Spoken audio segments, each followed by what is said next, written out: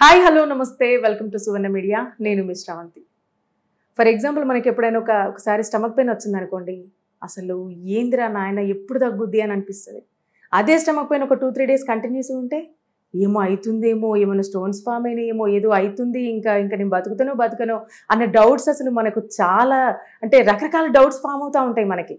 అసలు ఇవన్నీ ఇప్పుడు నేను ఎందుకు చెప్తున్నా అంటే, స్టమక్కి సంబంధించి మనం ఫేస్ చేసే ప్రాబ్లమ్స్ కానీ, మనం వినే ప్రాబ్లమ్స్ కానీ, వీటన్నిటి గురించి మనకు క్లుప్తంగా వివరించడానికి మనతో పాటు ఉన్నారు ప్రముఖ వైద్యులు కోలోరెక్టల్ సర్జన్ గారు రామకృష్ణ గారు.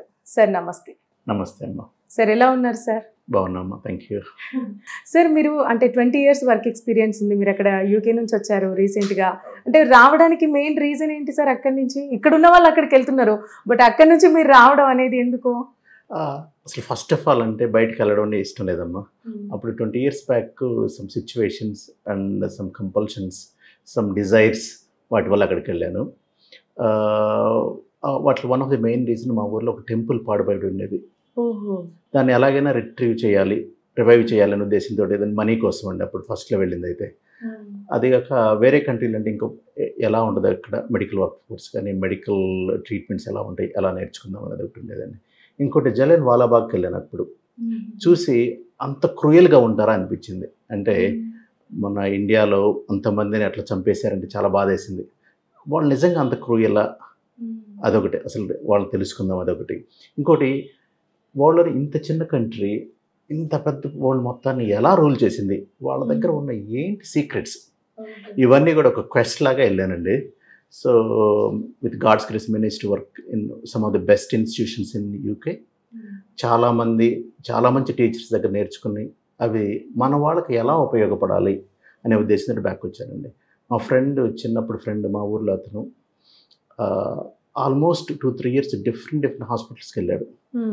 ఫైనల్గా డయాగ్నోసిస్ క్యాన్సర్ అని చాలా రోజుల తర్వాత తెలిసింది. అంటే ఒక లోపం కనిపిస్తూ ఉన్నది ఎక్కడో అన్నట్లు, మిస్సింగ్ సంథింగ్. ఒకరికి ప్రాబ్లం వచ్చినప్పుడు ఒకసారి 2 సార్లు మిస్ కావచ్చు, ఇంకా అవుతుంది. దర్ ఇస్ సంథింగ్ మన సిస్టంలో ప్రాబ్లం ఉన్నది. పాపం తనకి ట్రీట్మెంట్లో కూడా పెయిన్ తోటి బాధపడుతూ ఉన్నాడు. వచ్చి రామకృష్ణ నాకు పెయిన్ తీసేయి అన్నాడు. అంటే మన దగ్గర ఇంకా చాలా డెఫిషియన్సీస్ ఉన్నాయనిపించింది. ఓకే. ఇంకా మా ఊర్లో నుంచి చాలామంది వాళ్ళకి హెల్త్ ప్రాబ్లమ్స్ వస్తే ఎవరి దగ్గరికి వెళ్ళాలో, ఎవరి దగ్గర కరెక్ట్ ఇన్ఫర్మేషన్ ఉంటుందో తెలియకుండా ఉన్నది. చాలామందికి డాక్టర్ దగ్గరికి వెళ్ళాము, మరి ఏంటంటే ఏమో సార్ ఏమో తెలియదు, మందులు రాసి ఇచ్చారంటారు. సో దాని నుంచి మనము కరెక్ట్ అండ్ హానెస్ట్ ఇన్ఫర్మేషన్ మనకు తెలిసిన వాళ్ళకి కానీ, మన దగ్గర వచ్చిన వాళ్ళకి ఎలా ఇవ్వాలి, వాళ్ళకి క్లియర్గా ఎలా ఎక్స్ప్లెయిన్ చేయాలి. ఇంకోటి ఎలా ఉండేదంటే, నాకు ఒకసారి మన దగ్గరికి వస్తే దట్ ఇస్ ఫైనల్ స్టాప్. అట్లా డాక్టర్ షాపింగ్లో కానీ చాలా మంది దగ్గరికి వెళ్తూ ఉంటారు, ఒకరి దగ్గర నుంచి ఇంకొకరి దగ్గర నుంచి. అలా కాకుండా యూకేలో ఆ ట్రైనింగ్ బాగా పూర్తిగా ఎక్స్ప్లెయిన్ చేయడం చాలా బాగుంటుందండి. అది పేషెంట్కి ఛాయిస్ ఇస్తారు, మీకు ఎలాంటి ట్రీట్మెంట్ కావాలి ఏంటి, వాళ్ళు డిసైడ్ చేసుకుంటారు.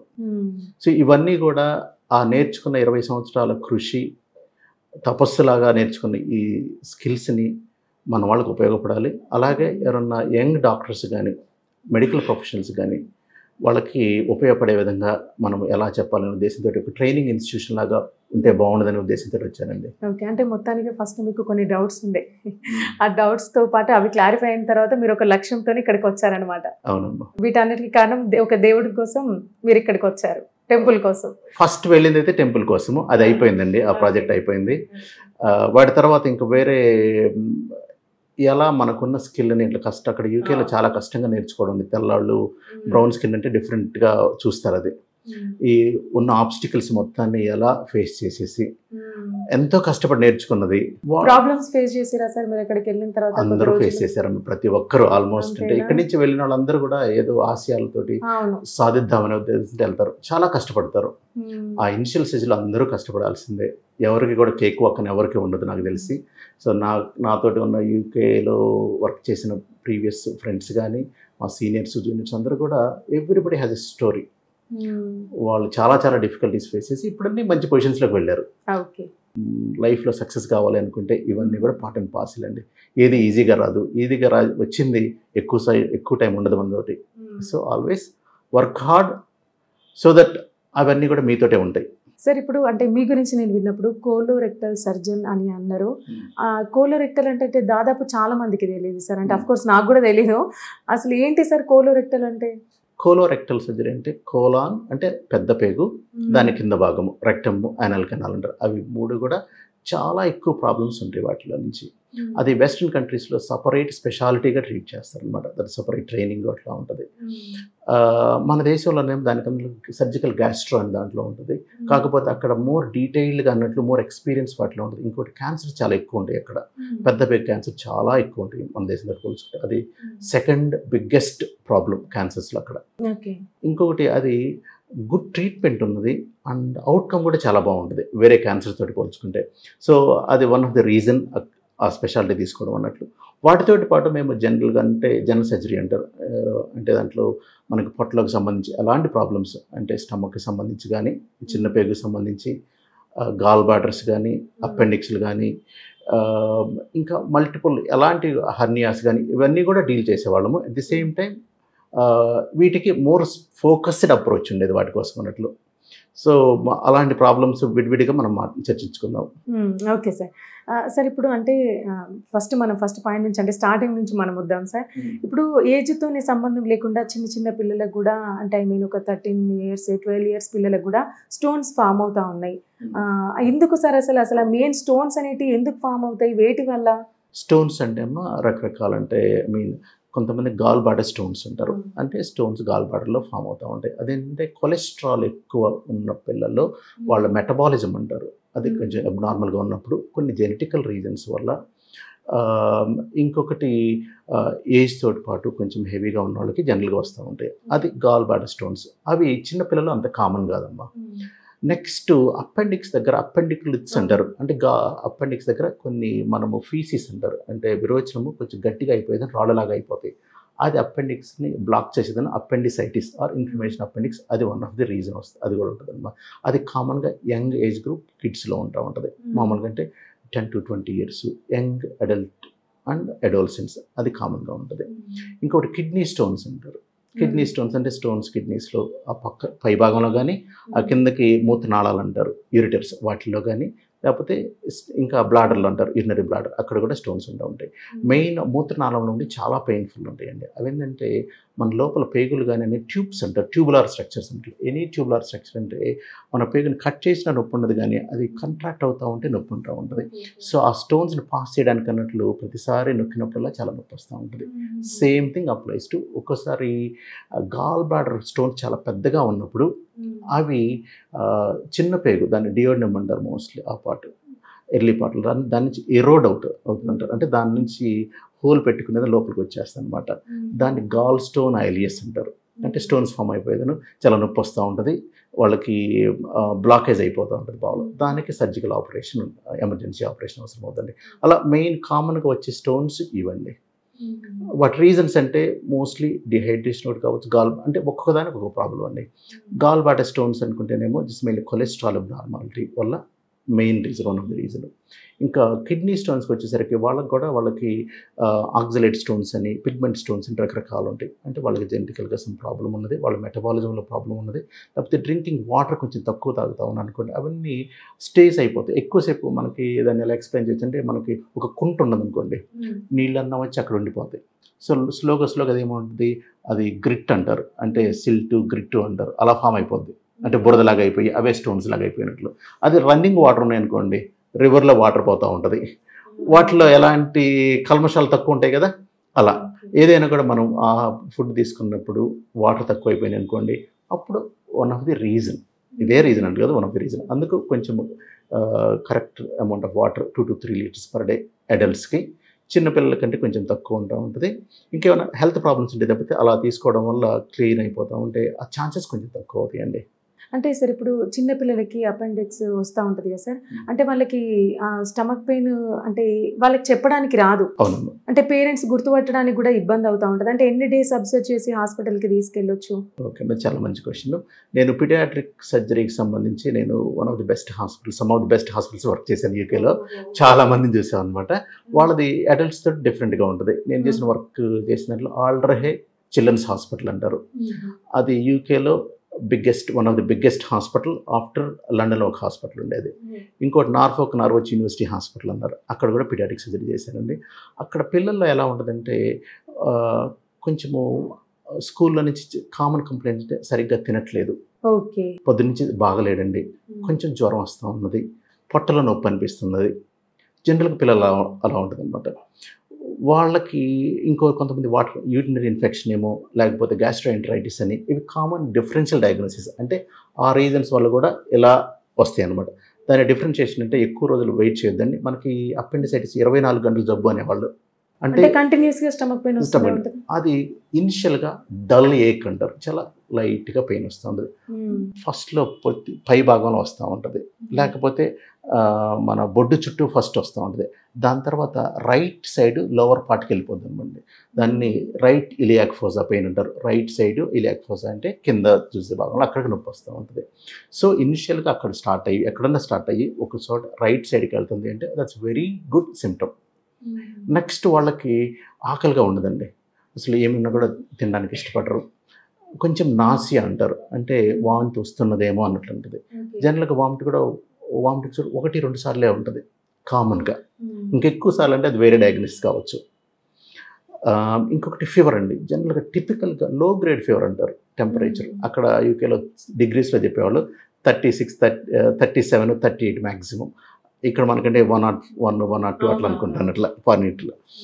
వాళ్ళ లో గ్రేడ్ ఉంటుంది ఫీవర్ జనరల్గా. సో ఇది మామూలుగా few hours to days, 1 or 2 days. అంతకన్నా ఎక్కువ అయితే మాత్రం చాలా ప్రాబ్లం ఏమో. అంటే ఇది అపెండిసైటిస్ని జనరల్గా నువ్వు ఏమి ట్రీట్ చేయకపోతే ఒక్కొక్కసారి పర్ఫరేషన్ అయిపోయే ఛాన్స్ ఉంటుంది అనమాట. సో వీళ్ళంత వరకు త్వరగా తీసుకురండి, ఎగ్జామిన్ చేయించేసేయండి. జనరల్గా ఏంటంటే అక్కడ ఓవర్నైట్ అబ్జర్వేషన్ చెప్పేవాళ్ళు. ఒక డౌట్ఫుల్ ఉంది డయాగ్నోసిస్ అనుకున్నప్పుడు, వాళ్ళకి సిమ్టమ్స్ ఉన్నప్పుడు మేము ఎగ్జామిన్ చేసినప్పుడు వాళ్ళకి చాలా చెయ్యి పెడితే చాలా నొప్పి ఉంటుంది రైట్ సైడ్. ఏమన్నా పిల్లలకి ఆకలైన నీకు ఇష్టమైన ఫుడ్ ఏంటంటే అది తెచ్చి నువ్వు తింటామంటే జనరల్గా మేము తినలేనంటారు, వద్దంటారు. అంటే దట్ ఇట్ సెల్ఫ్ వాళ్ళ లోపల బాడీలో ఇన్ఫ్లమేషను జరుగుతూ ఉన్నది. అందువల్ల వాళ్ళు సరిగ్గా ఉండరు, చాలా డల్గా ఉంటారు, యాక్టివ్గా ఉండరు. బాగా యాక్టివ్గా ఉండే చైల్డ్ సడన్గా ఇట్లా మూల కూర్చోండి, అట్లా ఉండే నన్ను కదిలించొద్దండి అంటారు అనుకోండి. అది ఫ్యూ సిమ్టమ్స్ అక్యూట్ అపెండిసైటిస్కి.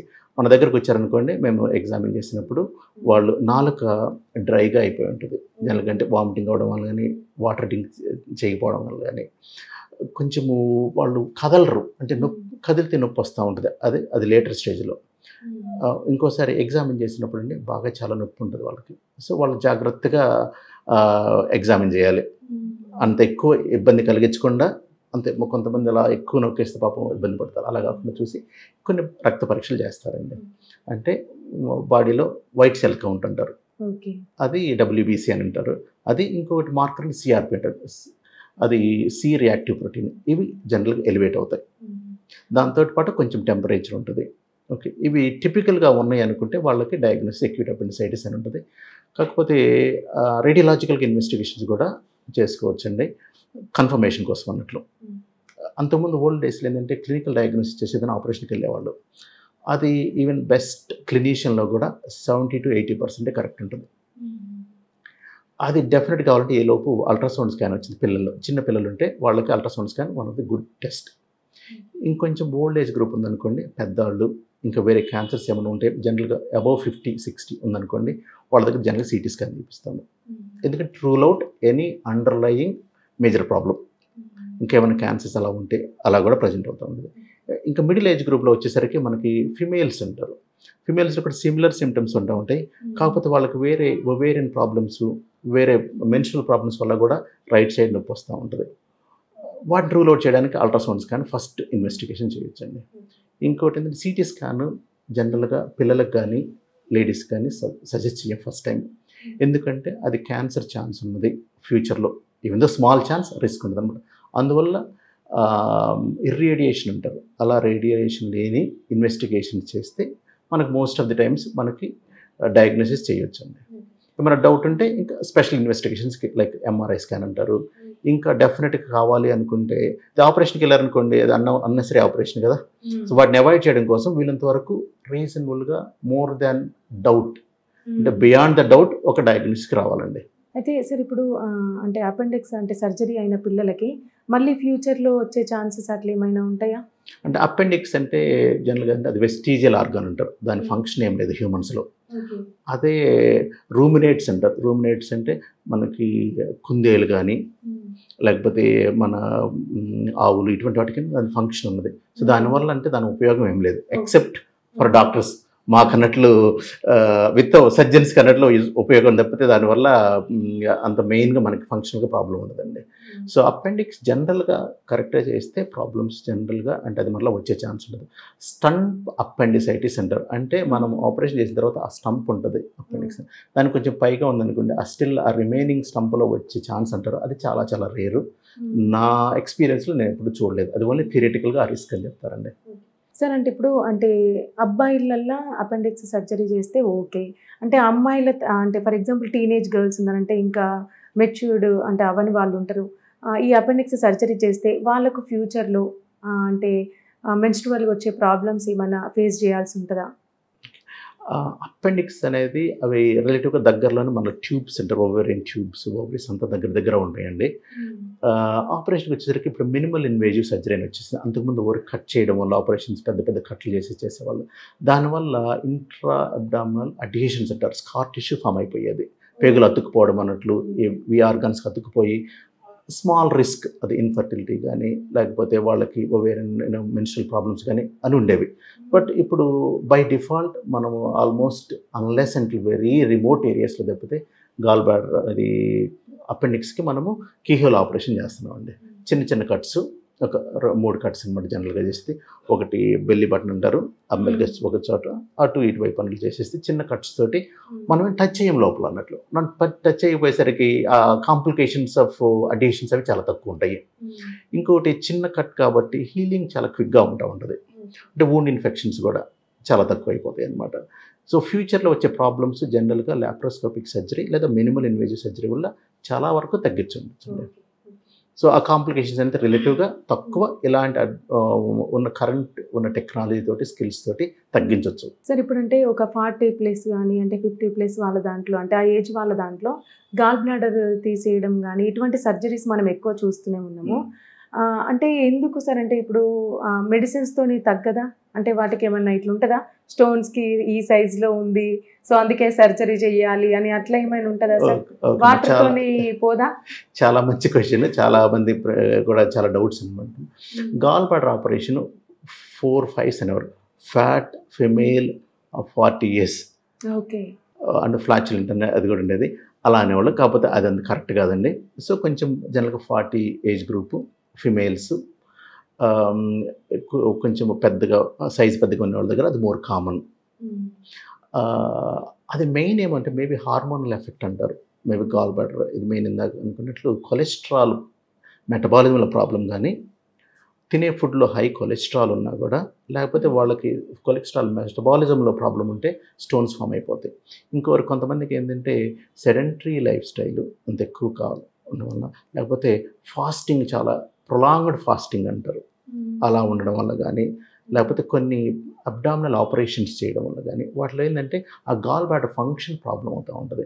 సో మనం తిన్న ప్రతిసారి ఫుడ్ తిన్న తర్వాత స్మాల్ బౌల్కి ఎంటర్ అయ్యేటప్పుడు గాల్ బ్లాడర్ కంట్రాక్ట్ అయ్యేదని ఆ బైల్ అనేది కిందకి వస్తూ ఉంటుంది. సో అది ఫుడ్ తోటి కలిసేదని డైజెషన్కి హెల్ప్ చేస్తూ ఉంటుంది.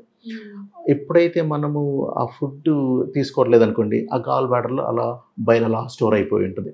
ఇందాక అనుకున్నప్పుడు పాండ్ లాగా అనమాట. ఎక్కువ రోజులు ఉందనుకోండి, ఎక్కువ టైం ఉన్నది అట్లా. సో ఓవరాల్గా ఓవర్ పీరియడ్ ఆఫ్ టైము అది వన్ ఆఫ్ ది రీజన్ అట్లా స్టోన్స్ ఫామ్ కావడానికి అన్నట్టు అట్లా.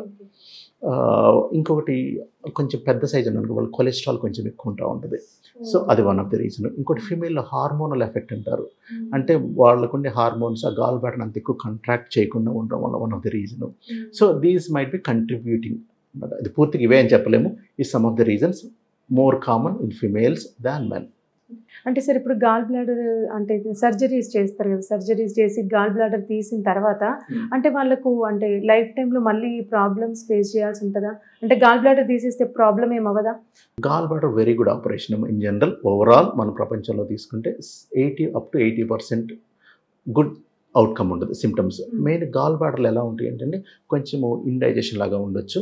రైట్ సైడ్ కొంచెం మనకి ఈ బోన్స్ ఉంటాయి కదండి, పక్కటెముకల కింద అన్నట్లు సడన్గా సివియర్గా అట్లా నొప్పి వస్తూ ఉంటుంది. అది more common after eating fatty foods or heavy foods తీసుకున్నప్పుడు అక్కడ నొప్పి వస్తూ ఉంటుంది. ఇంకోటి టిపికల్గా ఎట్లా చేస్తారు, ఇక్కడ నొప్పి ఉన్నది, ఇది క్లియర్గా, ఇది very typical. Sir I have pain here, rub చేస్తున్నారంటే అది gall bladder problem in general. So వీటికి తోటి పాటు ఇంకేమన్నా అల్సర్స్ స్టమక్లో ఉన్న, ఎసిడిటీ ఎక్కువగా ఉన్న, డియోడినం అంటారు బిగినింగ్ ఆఫ్ స్మాల్ బౌల్, అలాంటి ప్రాబ్లమ్స్ ఉన్నా కూడా రిలేటివ్గా కొంచెం సిమిలర్గానే ఉంటాయి. సో వాటికి ఏంటంటే ప్రొఫెషనల్ దగ్గరికి వచ్చినప్పుడు వాళ్ళు దాన్ని డీలినేట్ చేస్తారు ఏది కరెక్ట్ అన్నట్లు. ఇంకోటి టిపికల్గా పెయిన్ రైట్ సైడ్ నుంచి బ్యాక్కి వెళ్ళిపోద్దండి, రేడియేటింగ్ టు ద బ్యాక్ అంటారు. That's a typical symptom for gall bladder అన్నట్లు. ఇంకా ప్యాంక్రియాటిస్కి లేకపోతే వేరే ప్రాబ్లమ్స్లో కూడా ఉంటుంది. బట్ కాకపోతే ఈ గాల్ బ్లాడర్లో sudden severe onset of pain అట్లా వస్తుంది. కాలికీ పెయిన్ అంటారు, స్పాస్మోడిక్ అట్లా వస్తూ ఉంటుంది. జనరల్గా ఒక ఫ్యూ మినిట్స్ కానీ ఫ్యూ అవర్స్ ఉంటా ఉంటుంది. జనరల్గా దాని అదే తగ్గిపోతూ ఉంటుంది. అంటే ఈ స్టోన్స్ లేదను ఆ గాల్ బ్లాడర్ నెక్ అంటారు, అక్కడ బ్లాక్ చేస్తుంది అనమాట. అది మరలా రిలాక్స్ అయ్యి కిందకి వస్తే నొప్పి తగ్గిపోతూ ఉంటుంది. లేదని కూడా ఆ స్టోన్ లేదని కింద సిబిడి అంటారు, కామన్ బైల్ డక్ట్, కామన్గా బయలు కిందకి పేగులో కలిసే దగ్గర అనమాట, దాంట్లో బ్లాక్ చేస్తుంది అనమాట. అక్కడ ఉన్నప్పుడు పెయిన్ వస్తూ ఉంటుంది. అది మళ్ళీ జారిపోతే నొప్పి తగ్గిపోతూ ఉంటుంది. సో అంటే గాల్ బ్లాడర్ తీసేస్తే ప్రాబ్లమ్స్ ఏమి ఉండవు జనరల్ కంటే 70-80% ఆఫ్ పీపుల్కి ప్రాబ్లమ్స్ ఏమి ఉండవు. మనకేంటంటే body, human brain is very very intelligent than anybody else. అది నార్మల్గా అడ్జస్ట్ చేసుకుంటుందండి. అలా ఏమన్నా ఉన్న 6 monthsలో జనరల్గా సెట్ అవుతూ ఉంటుంది. అలా స్మాల్ పర్సెంటేజ్ అప్ టు 10-15% అలలో కొంచెం డయేరియా అంటే సరిగ్గా డైజెషన్ కాదు. ఇప్పుడు ఏంటంటే అంతకుముందు కంట్రోల్డ్గా బయలు రిలీజ్ అవ్వడం వల్ల డైజెషన్ ఉండేది, ఇప్పుడు కంటిన్యూస్గా వెళ్తూ ఉంటుంది. అందువల్ల కొంచెం డిస్టర్బెన్సెస్ అవి ఉంటా ఉండొచ్చు కొంతమందిలో. అంటే సరే, అంటే ఇప్పుడు కొంతమంది పిల్లలకి కానీ అంటే టీనేజ్ నుంచి ఆ పై ఏజ్ వాళ్ళకి కూడా సడన్ అంటే పేగులో చిన్న స్టోన్ ఫామ్ అయింది, ఎండోస్కోపీ చేయాలి అని అంటారు. అంటే ఎండోస్కోపీ చేయడం వల్ల కూడా ఏమైనా ప్రాబ్లమ్స్ ఏమైనా ఉంటాయా? ఎండోస్కోపీ సైడ్ ఎఫెక్ట్స్ డయాగ్నోస్టిక్ అంటారు, థెరపటిక్ అంటారమ్మా. డయాగ్నోస్టిక్ అంటే మనం డయాగ్నోస్ చేయడానికి అన్నట్లు, థెరపటిక్ అంటే ఉన్న ప్రాబ్లమ్ని ట్రీట్ చేయడానికి అన్నట్టు. అట్లా జనరల్గా డయాగ్నోస్టిక్లో the chance of any bleeding అంటారు, బ్లీడింగ్ కానీ పర్ఫరేషన్ అంటారు, హోల్ బడి చాలా చాలా రేరు. కోట్ చేయాలి 1 in 5,000, 1 in 10,000 అని కోట్ చేస్తూ ఉంటారు. అలా కాకుండా థెరపటిక్ అంటే బాగా నేరో అయిపోయిందండి, దాన్ని డైలేట్ చేయాలి, దాన్ని థెరపటిక్ ప్రొసీజర్ అంటారు. లేదా మల్టిపుల్ బయాప్సిస్ తీసుకుంటూ ఉండాలి ఒక చోట నుంచి. అటువంటిప్పుడు ఏంటంటే ఛాన్స్ కొంచెం ఎక్కువ ఉంటూ ఉంటుంది. ఓకే, అంటే డిఫరెంట్ ఎండోస్కోపిక్ ట్రీట్మెంట్స్ ఉన్నాయండి. సో డిపెండింగ్ ఆన్ ఎలాంటి సింపుల్గా వెళ్ళేదానికి కాంప్లికేషన్ తక్కువ ఉంటాయి, కొంచెం మోర్ మోర్ ఇన్వేజివ్ అంటారు, అలాంటిది అన్నప్పుడు ఆటోమేటిక్గా కాంప్లికేషన్స్ ఎక్కువ ఉంటాయండి. సో ఈ గాల్ బ్లాడర్, ఇది మీరు నాకు స్టోన్స్ అన్నారు కదా, అది గాల్ బ్లాడర్ స్టోన్స్ చాలా పెద్దగా ఉండేదను. అవి ఇన్ఫ్లమేషన్ రెగ్యులర్ ఇన్ఫ్లమేషన్ ఉన్నప్పుడు స్మాల్ బౌల్ దగ్గరికి వచ్చేదని దాంట్లో నుంచి ఇరోడ్ అయిపోద్ది అంటారు. దాని నుంచి ఈ స్టోన్ దీంట్లోకి వెళ్ళిపోతుంది, అటు నుంచి బౌల్లో కిందకి వచ్చేస్తుంది అనమాట. దాన్ని గాల్ స్టోన్ ఐలియస్ అంటారు. అది డెఫినెట్గా మెడిసిన్స్ తోటి క్యూర్ కాదండి, దానికి ఆపరేషన్ చేయాలి. ఆ స్టోన్ తీసేదను మళ్ళీ రిపేర్ చేసేస్తే అది మనకి సిమ్టమ్స్ ఇంప్రూవ్ అవుతూ ఉంటాయి. గాల్ బ్లాడర్ స్టోన్స్కి వచ్చేసరికి ఏమన్నా మెడిసిన్స్ ఉన్నాయో చాలామంది అడుగుతారు ఉంటారు, ఆపరేషన్ అవసరమా లేదన్నట్టు. అర్సోడియాక్సికోలిక్ యాసిడ్ అంటారు, అది వన్ ఆఫ్ ది మెడిసిన్. వాటి వల్ల ఫ్యూచర్లో ప్రాబ్లమ్స్ తగ్గుతాయి కానీ పూర్తిగా నయం అనేది అయితే నేను ఇంతవరకు చూడలేదండి. అవుట్కమ్ అది ఎవరికన్నా ఆపరేషన్ డిఫికల్ట్ ఆపరేషన్ అవుతూ ఉంటుంది, వాళ్ళ హెల్త్ కండిషన్ చాలా పూర్గా ఉన్నది, అటువంటిప్పుడు చాలా ఓల్డ్ ఫ్రైల్ పీపుల్ అంటారు, వాళ్ళకి ఆపరేషన్ బదులు ఇలాంటి మెడిసిన్ ఇస్తే కొంతవరకు బెనిఫిట్ కావచ్చు. అంతేకాదని పూర్తిగా అన్నట్లు స్టోన్స్ అనేది డిజాల్వ్ కావండి, అట్లా క్యూర్ అవుతాయి మెడిసిన్స్ అనేది నా తెలిసిన మెడికల్ పరిజ్ఞానం లేదు అట్లా. సరే, ఇంకొకటి షుగర్ పేషెంట్స్కి కొంతమందికి ఏంటంటే స్టమక్కి సంబంధించి వాళ్ళు అంటే ప్రాబ్లమ్స్ ఫేస్ చేస్తూ ఉంటారు. ఫర్ ఎగ్జాంపుల్ 50-55 ఏజ్ ఎక్కువ వాళ్ళు డాక్టర్స్ దగ్గరికి వెళ్ళి మేము ఈ ప్రాబ్లం ఫేస్ చేస్తున్నామంటే లైఫ్ టైం టాబ్లెట్స్ వాడమని ఇస్తున్నారు. ఎందుకంటే సర్జరీ చేస్తే నీ బాడీ సెట్ అవ్వదు, ఆల్రెడీ నీకు షుగర్ ఉంది కదా అని అంటున్నారు. అంటే షుగర్ పేషెంట్స్కి సర్జరీ చేయలేరా స్టమక్కి సంబంధించి ఏమైనా ప్రాబ్లం ఉంటే? అలా లేదమ్మా. డయాబెటీస్ అనేది వెరీ కామన్ ఇండియాలో. అంటే మన హయ్యెస్ట్ ప్రోన్ పీపుల్, మనం తినే ఫుడ్ కావచ్చు, మనకి జీన్స్ కావచ్చు, ఆ 2 కామన్ ఫ్యాక్టర్స్ లేకపోతే ఎన్విరాన్మెంట్ ఫ్యాక్టర్స్ వల్ల డయాబెటీస్ వెరీ కామన్. ఆల్మోస్ట్ నాకు తెలిసి 1 in 3, 1 in 4 హ్యాస్ డయాబెటీస్ ఇండియాలో. ఇంకా అది ర్యాంపెంట్ ఇంకా చాలా పెరుగుతూ ఉందన్నమాట. Figures not correct but very common. వాళ్ళ మెడిసిన్స్కి వచ్చేసరికి తీసుకోవడం వల్ల షుగర్ కంట్రోల్ అంటే మనకి ఇనిషియల్గా డైట్, ఎక్సర్సైజ్ అంటారండి. చేంజ్ ఆఫ్ మనకి లైఫ్ స్టైల్ అంటారు. స్మోకింగ్ తగ్గించుకోవడము. కార్బోహైడ్రేట్ కంటెంట్ తక్కువ తీసుకోవాలండి. అదేంటంటే కార్బోహైడ్రేట్ అంటే షుగర్ లెవెల్ పెంచుతుందన్నమాట. ప్యాంక్రియాస్ అనేటువంటి ఎంజైమ్స్ రిలీజ్ చేస్తూ ఉంటుంది హార్మోన్స్ అన్నిట్లో. హార్మోన్స్ రిలీజ్ చేసి ఆ బ్లడ్ గ్లూకోజ్ లెవెల్ కంట్రోల్ చేస్తూ ఉంటుంది.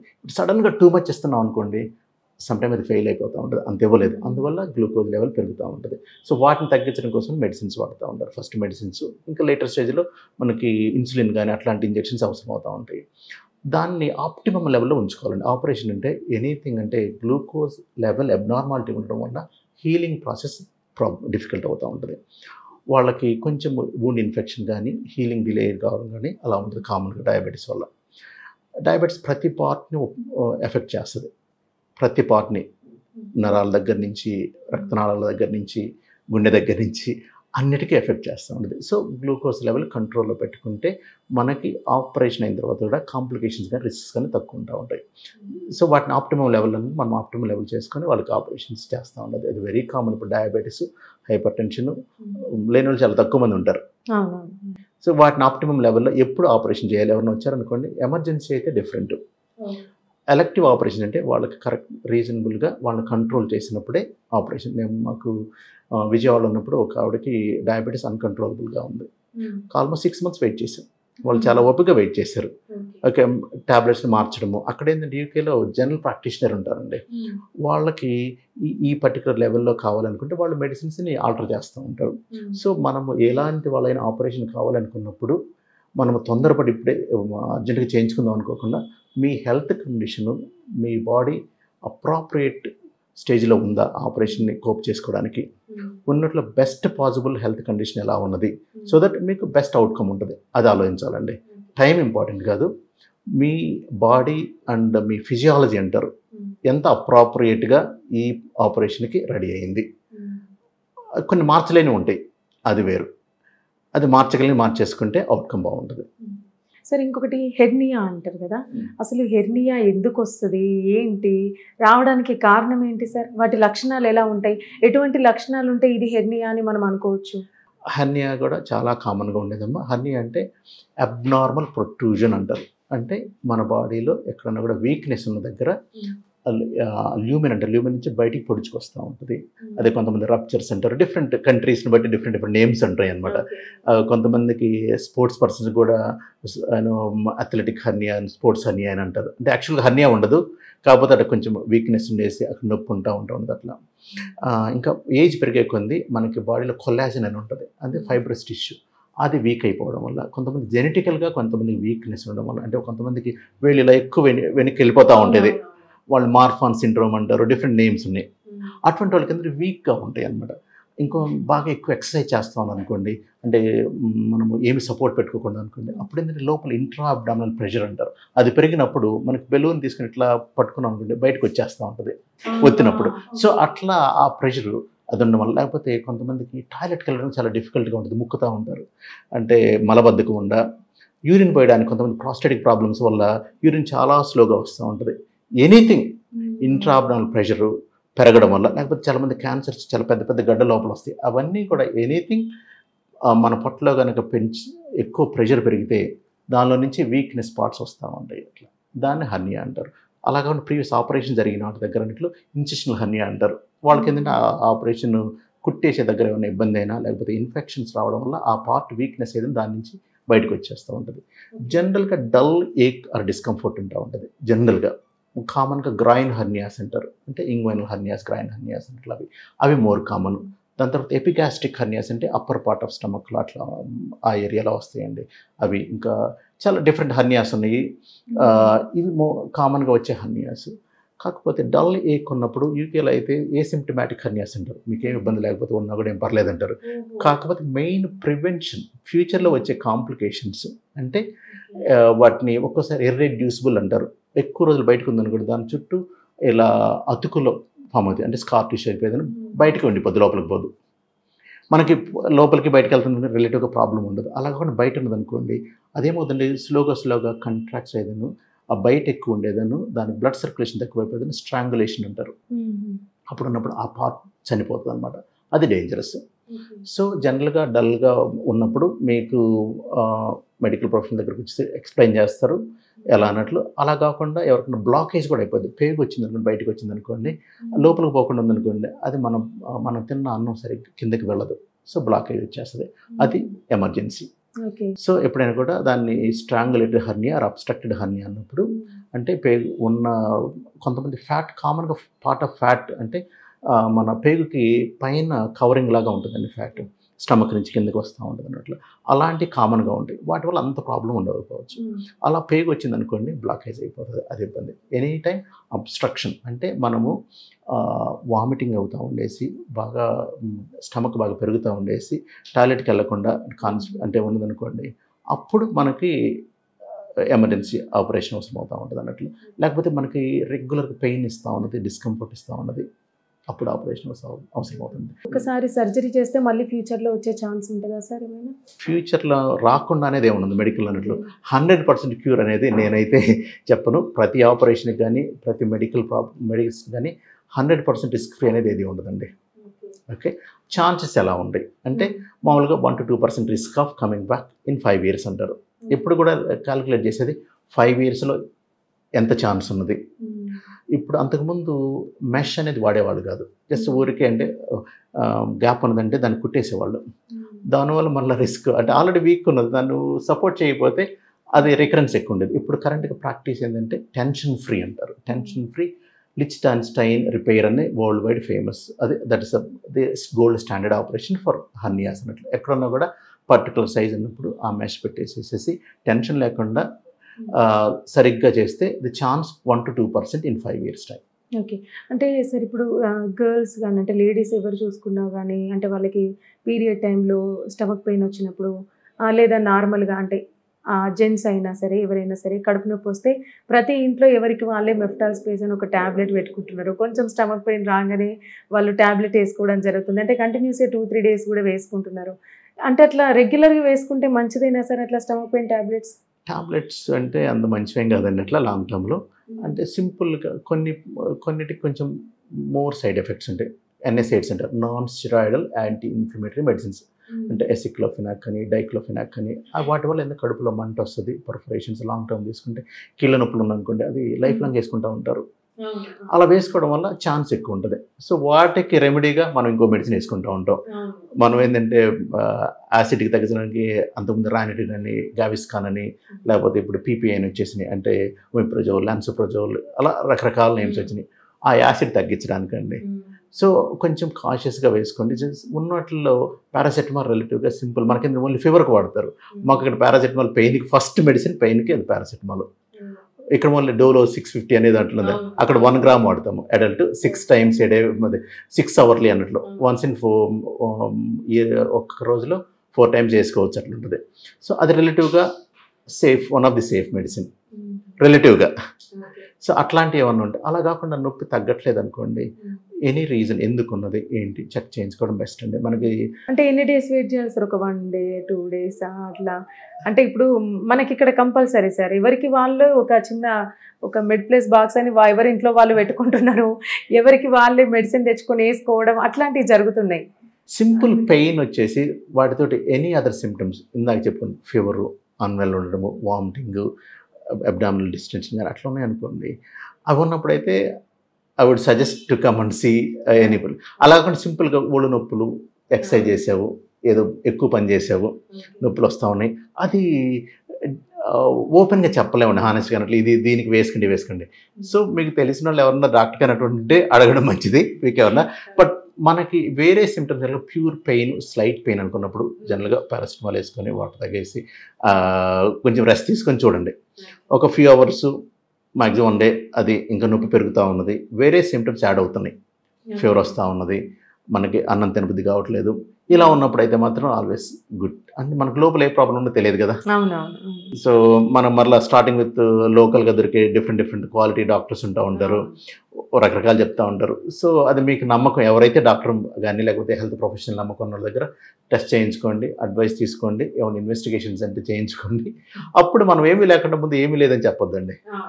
మనకి క్లియర్గా క్లినికల్ ఎగ్జామినేషన్ ఇన్వెస్టిగేషన్స్ అన్నీ అయిపోయిన తర్వాతనే ఏది ఉన్నది లేదు కన్ఫర్మ్ చేస్తాము.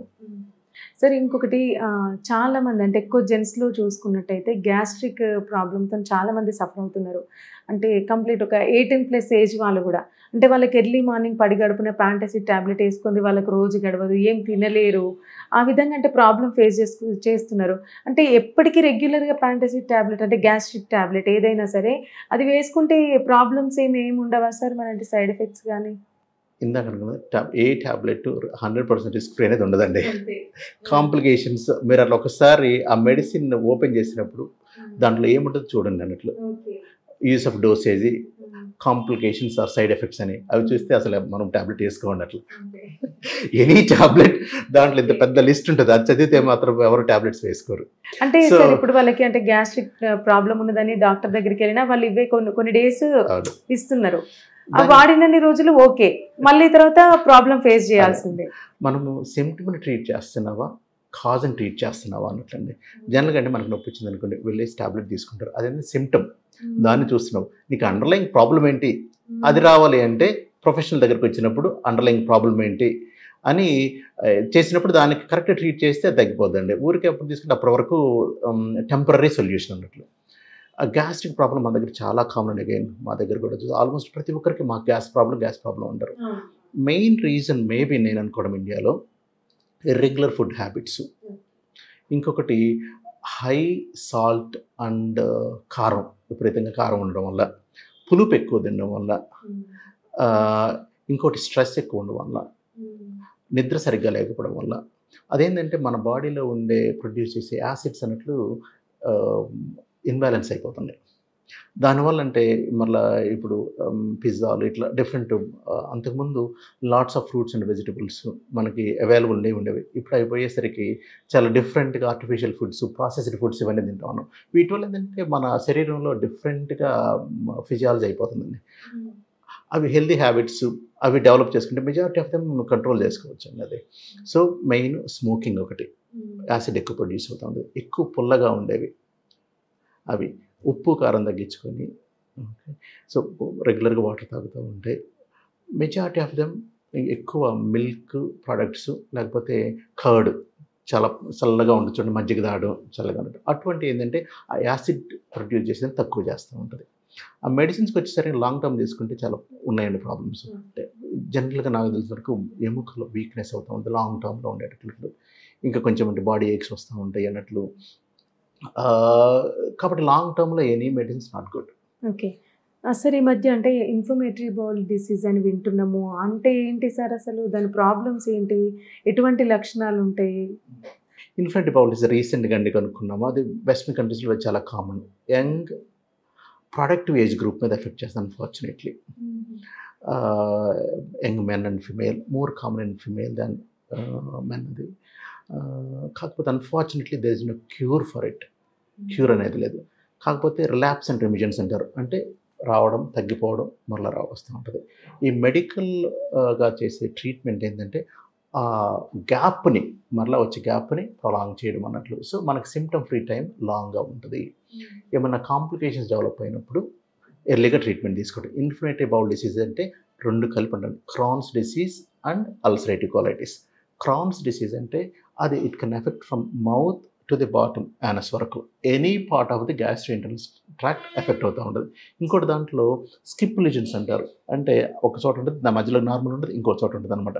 సో అది వెరీ వేరీడ్ సిమ్టమ్స్ ఉంటాయి. జనరల్గా ఏంటంటే వాళ్ళకి కడుపు నొప్పి వస్తూ ఉంటుంది, అల్సర్స్ వస్తూ ఉంటాయి, తర్వాత సరిగ్గా జీర్ణం కాదంటూ ఉంటారు, వెయిట్ లాస్ అవుతూ ఉంటారు, వాళ్ళు తిన్నా కూడా ఎక్కువసేపు వెయిట్ ఉండదు, మ్యూకస్ డిశ్చార్జ్ అంటూ ఉంటారు, ఎక్కువ అంటే మ్యూకస్ పడిపోతూ ఉంటుంది, జిగటిగా వెళ్తూ ఉంటుంది, విరోచనాలు మల్టిపుల్ టైమ్స్ విరోచనాలకు వెళ్ళాల్సి వస్తూ ఉంటుంది, ఒక్కసారి బ్లడ్ పడిపోతూ ఉంటుంది. సో ఇట్లా మల్టిపుల్ వేరియడ్ సిమ్టమ్స్ ఉంటా ఉంటాయి దానికన్నా ఇన్ఫ్లమేటరీ బౌల్ డిసీజ్. సో ఇప్పుడిప్పుడే మన దగ్గర అండి అది అవేర్నెస్ ఎక్కువ వస్తూ ఉంటుంది. నాకు తెలిసి రీసెంట్గా చాలామంది నాకు అట్లీస్ట్ 3-4 ఈ షార్ట్ డ్యూరేషన్లోనే ఇన్ఫెంట్ బౌల్ డిసీజ్ వాళ్ళు నా దగ్గరకు వచ్చారు. కాకపోతే వాళ్ళు almost 6-7 years they have gone through many hospitals. అది అవేర్నెస్ తక్కువ అండి. డాక్టర్లో కూడా ఎక్కడ వెళ్ళాలంటే ఇప్పుడిప్పుడే తెలుస్తూ ఉన్నది. పేషెంట్స్కి అలాంటిది ఉంటుంది అనేది తెలియట్లేదు. మన చేంజింగ్ హెల్త్ డైట్ కానీ మన చేంజింగ్ వర్కింగ్ అని వాటి వల్ల అన్నట్లు ఆల్మోస్ట్ వెస్టర్నైజ్ అయిపోతూ ఉంది.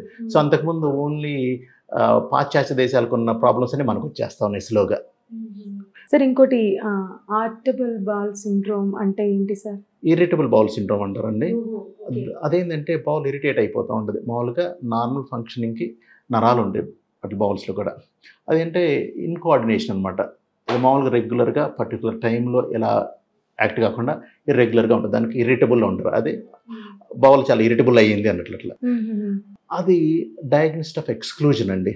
అంతే per se it is functional problem. అంటే ఎనటామికల్గా కానీ ఏమి ప్రాబ్లం ఉండదు. కాకపోతే దాంట్లో ఫంక్షనల్గా అబ్నార్మల్గా ఫంక్షన్ కావడం వల్ల బ్లోటింగ్ అని వస్తూ ఉంటుంది. ఎక్కువ అన్నం తిన్న తర్వాత బ్లోటింగ్, ఒక్కోసారి డయేరియా, కాన్స్టిపేషన్ ఆల్టర్నేటింగ్ ఉంటూ ఉంటుంది. నెక్స్ట్ ఫుడ్ తిన్న తర్వాత చాలా నొప్పి వస్తూ ఉంటుంది. కొంచెం ఎక్కువ గ్యాస్ ఫామ్ అవుతూ ఉంటుంది. ఇది వేరే వాటికి కూడా ఇలా ఉంటుందండి. సో అందువల్ల ఏంటంటే ఈ ఇన్ఫెక్టివ్ బౌల్ డిసీజ్ ఇవి చాలా వరకు సిమిలర్ సిమ్టమ్స్ ఉంటాయి. వాటి కోసం ప్రాపర్గా ఇన్వెస్టిగేట్ చేయాలండి. ఫస్ట్ ఎవరు వచ్చినా కూడా వాళ్ళకి investigation in the form of colonoscopy అంటారు.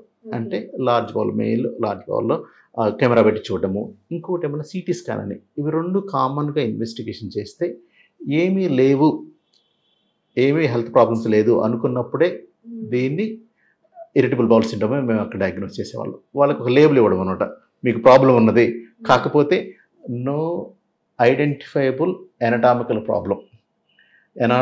ఎనటామికల్గా ఏమీ ఐడెంటిఫై చేయలేదు, కాకపోతే ఈ ప్రాబ్లంకి మెడిసిన్స్ తోటి ట్రీట్ చేస్తూ ఉంటాం. కొంచెం సైకలాజికల్ కూడా వాళ్ళకి పాపం చాలా సఫర్ అవుతూ ఉంటారు. సో సైకలాజికల్ ఇష్యూస్ ఉంటాయి, వాటిని అడ్రస్ చేయాలి. So symptoms main symptomatic control అవ్వకండి. సార్ ఇప్పుడు కొంతమంది అంటే ఇప్పుడు మోనోపాజ్తోనే కొంతమందికి లేడీస్కి అంటే పీరియడ్ అనేది ఆగిపోతుంది. కొంతమందికి ఏంటంటే ఆ టైంకి వాళ్ళు అంటే పడే ఇబ్బందుల వల్ల వెళ్ళి డాక్టర్ని కన్సల్ట్ అయ్యి గర్భసంచి అనేది తీసుకోవడం కూడా మనం చూస్తూనే ఉంటాము. అంటే కొంతమందికి ఏమో డాక్టర్ రిఫర్ చేస్తారు, కొంతమంది ఏమో లేదు నా వల్ల అవ్వట్లేదు అని తీసేయించుకుంటారు. అంటే అట్లా తీయించుకున్న తర్వాత కూడా ఒక 3 months వరకు వాళ్ళు అంటే గ్యాస్ట్రిక్కి సంబంధించి కొన్ని ప్రాబ్లమ్స్ ఫేస్ చేస్తూ ఉంటారు. అసలు ఎందుకు సార్? అంటే లాప్రోస్కోప్తోని సర్జరీ అయినా కూడా ఇటు చూసుకుంటేనేమో గర్భసంచి అని అంటే ఇది కంప్లీట్ వేరు. ఎందుకు మరి గ్యాస్ట్రిక్కి దానికి సంబంధం ఏంటి సార్ అసలు? In my opinion that's two are different అండి. అవి 2 different థింగ్స్. అంటే మన గర్భసంచి అనేది లోవర్ పార్ట్ పెల్విస్లో అంటారు. మనకి కడుపులో మంట కానీ అది అప్పర్ పార్ట్, అది స్టమక్లో వచ్చేది. స్టమక్ కానీ గలెట్ అంటారు, అంటే యూసిఫేగస్, లేకపోతే small bowl, beginning of small bowl అంటారు, దాన్ని డియోడమ్ అంటారు. వాటిలో వచ్చే ప్రాబ్లమ్స్ అప్పర్ పార్ట్లో ఉంటాయి. సో దానివల్ల మెయిన్ ఎసిడిటీ కానీ, రిఫ్లెక్స్ కానీ, అల్సర్స్ కానీ, హెచ్ పైలోరీ ఇన్ఫెక్షన్ అంటారు, కామన్గా వచ్చే ఈ కండిషన్స్ అండి. వాటి వల్ల ఈ అప్పర్ జే ప్రాబ్లమ్స్ అంటారు. సో వాటికి ట్రీట్మెంట్ మామూలుగా ఇది కామన్గా ఉండే మెడిసిన్స్ అవి యూజ్ చేసుకోవాలి. ఇది గర్భసంచి తీసేయడం అనేది ఇక్కడ కొంచెము డిఫరెంట్ ఇండికేషన్స్ అంటారండి. కాకపోతే అక్కడ ఏంటంటే వాళ్ళకైనా క్యాన్సర్ ఉంటే గర్భసంచి తీసుకోవచ్చు, లేకపోతే హెవీ బ్లీడింగ్ ఉంటే అది అన్కంట్రోలబుల్ బ్లీడింగ్, ఇంకోటి వెరీ లార్జ్ మయోమాస్ అంటారు, అంటే లోపల గ్రోత్ పెరగడం వల్ల అట్లా, కానీ ఫైబ్రాయిడ్స్ అంటారు, పెద్ద పెద్ద ఫైబ్రాయిడ్స్ వాళ్ళకి సిమ్టమాటిక్గా ఉంటాయి అట్లా. ఇంకోటి రేర్గా వస్తుంది, ఇప్పుడిప్పుడే వస్తుంది, కాదు ఎండోమెట్రియోసిస్. అది again rare cause, unidentifiable, people suffer in silence అన్నట్లు. అక్కడ యూకేలోనే వాళ్ళ డయాగ్నోసిస్కి దానికి almost 2 years 3 years they have seen so many people. So అదేంటంటే అది క్లినికల్ అక్యుమెన్ ఉండాలి, ప్రాపర్ ఇన్వెస్టిగేషన్స్ ఉండాలి, ఆ స్పెషాలిటీ ఉండాలి. అలా ఉన్నప్పుడు అలాంటి కండిషన్స్ని డయాగ్నోస్ చేస్తాం. సో వాటికి ప్రాపర్ ట్రీట్మెంట్ కావాలంటే వెరీ స్పెషలైజ్ సెంటర్స్లో దొరుకుతుందండి అట్లా. ఈ ఆపరేషన్ చేసిన తర్వాత పొత్తి కడుపులో నొప్పి అనేది ఎనీ ఆపరేషన్ అండి, ఆపరేషన్ చేసామనుకుంటే ఆ డిస్కంఫర్ట్ అనేది ఉంటుంది జనరల్గా few weeks to few months. Any operation అది మనం కట్ చేస్తున్నాము, అది నార్మల్గా ఉండదు కదా, అది మనం చేంజ్ చేస్తున్నాం, దాన్ని అనాటమీ చేంజ్ చేస్తున్నాము, ఫిజియాలజీ చేంజ్ చేస్తున్నాము. సో దానికి వచ్చే ప్రాబ్లమ్స్ అయితే జనరల్గా కొన్ని రోజులు, కొన్ని వీక్స్, కొన్ని మంత్స్లో జనరల్గా తగ్గిపోవాలండి. అది తగ్గట్లేదంటే ఏమైనా రిలేటెడ్ ఇష్యూస్ ఏమన్నా రిస్క్స్ ఏమన్నా చూసుకోవాలి. కాకపోతే నా ఒపీనియన్లో ఇది 2 డిఫరెంట్ ఇష్యూస్. వాళ్ళకి మామూలుగా ఒక్కసారి ఏంటంటే నొప్పిని పొత్తి కడుపు అనేది ఒకసారి మొత్తాన్ని కూడా నా కడుపులో నొప్పి అంటారు. అప్పర్ పార్ట, లోవర్ పార్ట, సైడ్సా, మధ్యలోన, ఇవన్నీ ఏరియాని బట్టి మనకి డయాగ్నోస్ కానీ దాని ట్రీట్మెంట్ కానీ డిఫరెంట్గా ఉంటుందండి. సార్ ఇప్పుడు అంటే స్టమక్కి సంబంధించి ఈ మధ్య కాలంలో చూసుకుంటే చాలా మందికి క్యాన్సర్ వస్తుంది. బ్రెస్ట్ క్యాన్సర్ అనేది అది అందరికీ తెలిసిందే. ఎక్కువ మహిళల్లో కూడా అంటే స్టమక్కి సంబంధించి ఎక్కువ క్యాన్సర్ వస్తుంది. అంటే వాళ్ళకు మందు అలవాటు, సిగరెట్, గుట్కా అంటే ఇటువంటి అలవాట్లు ఏం లేకపోయినా స్టమక్కి సంబంధించి ఎక్కువ వస్తున్నాయి. అసలు ఎందుకు సార్ అట్లా క్యాన్సర్ రావడానికి కారణం ఏంటి? ఇది ఆల్ మల్టీ ఫ్యాక్టరల్ అంటారండి. అది ఒక రీజన్ అన్నట్లు కాదు, మల్టిపుల్ ఫ్యాక్టర్స్ ఇన్ఫ్లుయెన్స్ చేస్తూ ఉంటాయి. ఒకటి, ఇప్పుడు మనకి పొల్యూషన్ చాలా ఎక్కువైపోతూ ఉంటుంది. ఇక్కడ మనం తీసుకునే ఫుడ్ లేకపోతే దాంట్లో ఉండే కెమికల్స్ అన్నీ పెరిగిపోతూ ఉన్నాయి మనం వాడే దాంట్లో కూడా. ఇంకొకటి, మనం ఏ తిన కూడా ఫస్ట్ స్టమక్లోకి వెళ్తూ ఉంటుంది, అక్కడ స్టోర్ అవుతుంది, దాని తర్వాత డైజెస్ట్ అవుతూ ఉంటుంది. సో ఏవైనా కూడా ఫస్ట్ ఆ పార్ట్ మీద ఎఫెక్ట్ అవుతూ ఉంటుంది కదా. ఇంకోటి, కొన్ని ఫుడ్స్ మనం తినే ఫుడ్స్లో కూడా నైట్రైట్స్, నైట్రోజమైన్స్ అంటారు. అంటే అలాంటి ఫుడ్స్ అది కార్సినోజెనిక్ అంటారు, క్యాన్సర్కి సంబంధించి క్యాన్సర్ చేస్తూ ఉంటాయి. ఎక్కువ సాల్ట్ ఉండేవి, మన pickled foods, smoked foods, barbecue చేసి తింటూ ఉంటారు, అంటే మంటల్లో కాల్చి తింటూ ఉంటారు. వీటన్నిటికీ ఏంటంటే దే హ్యావ్ కెమికల్స్, రిలీజ్ అయ్యే కెమికల్స్ వీటి మీద ఎఫెక్ట్ చూపిస్తుంది, ఆర్ కార్సినోజెనిక్ అంటారు.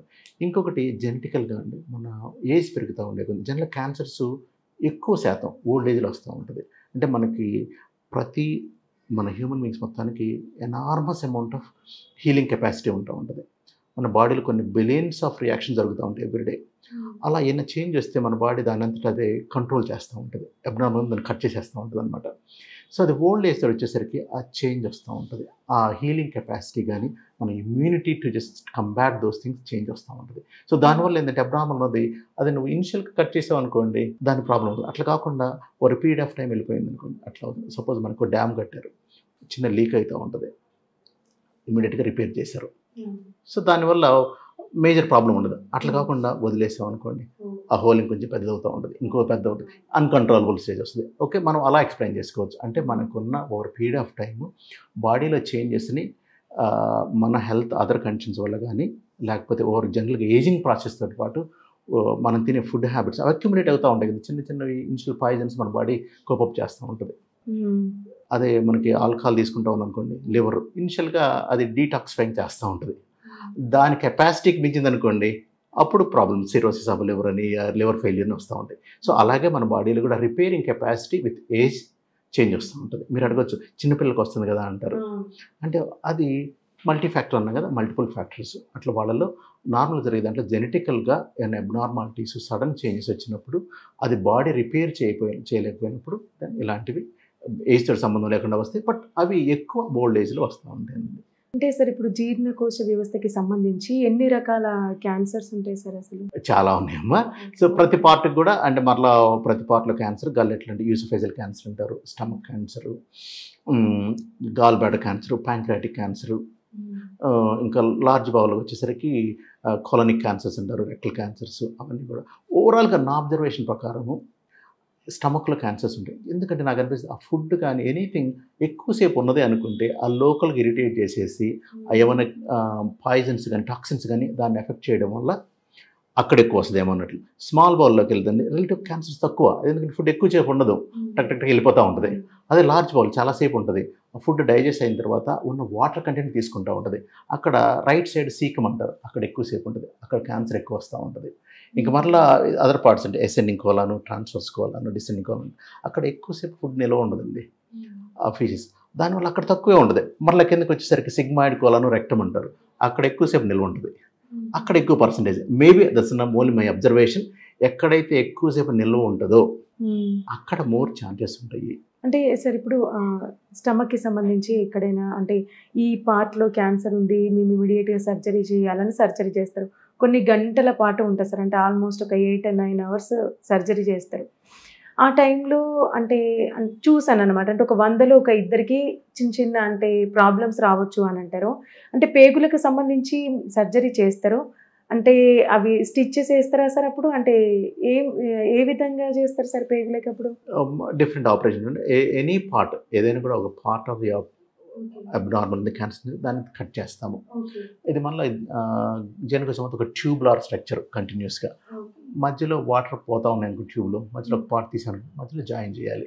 అంటే అయితే ఇటువంటి మీరు జాయింట్స్ చేసినప్పుడు ఇన్ ఫ్యూచర్లో వాళ్ళకి అంటే బ్లడ్ లీకేజ్ కానీ అట్లాంటివి అంటే ఆ పేగులు అంటే జాయింట్ చేసిన ప్లేస్లో తెగే ఛాన్సెస్ కానీ అట్లాంటివి అయ్యే ఛాన్సెస్ ఉంటాయా సార్? చాలా ఉంటాయి, ఏమో లేకుండా ఎలా ఉంటాయి. దీన్ని ఎనాస్టమోసిస్ అంటారు. జాయిన్ చేసినప్పుడు దాన్ని ఎనాస్టమోసిస్ అంటారు.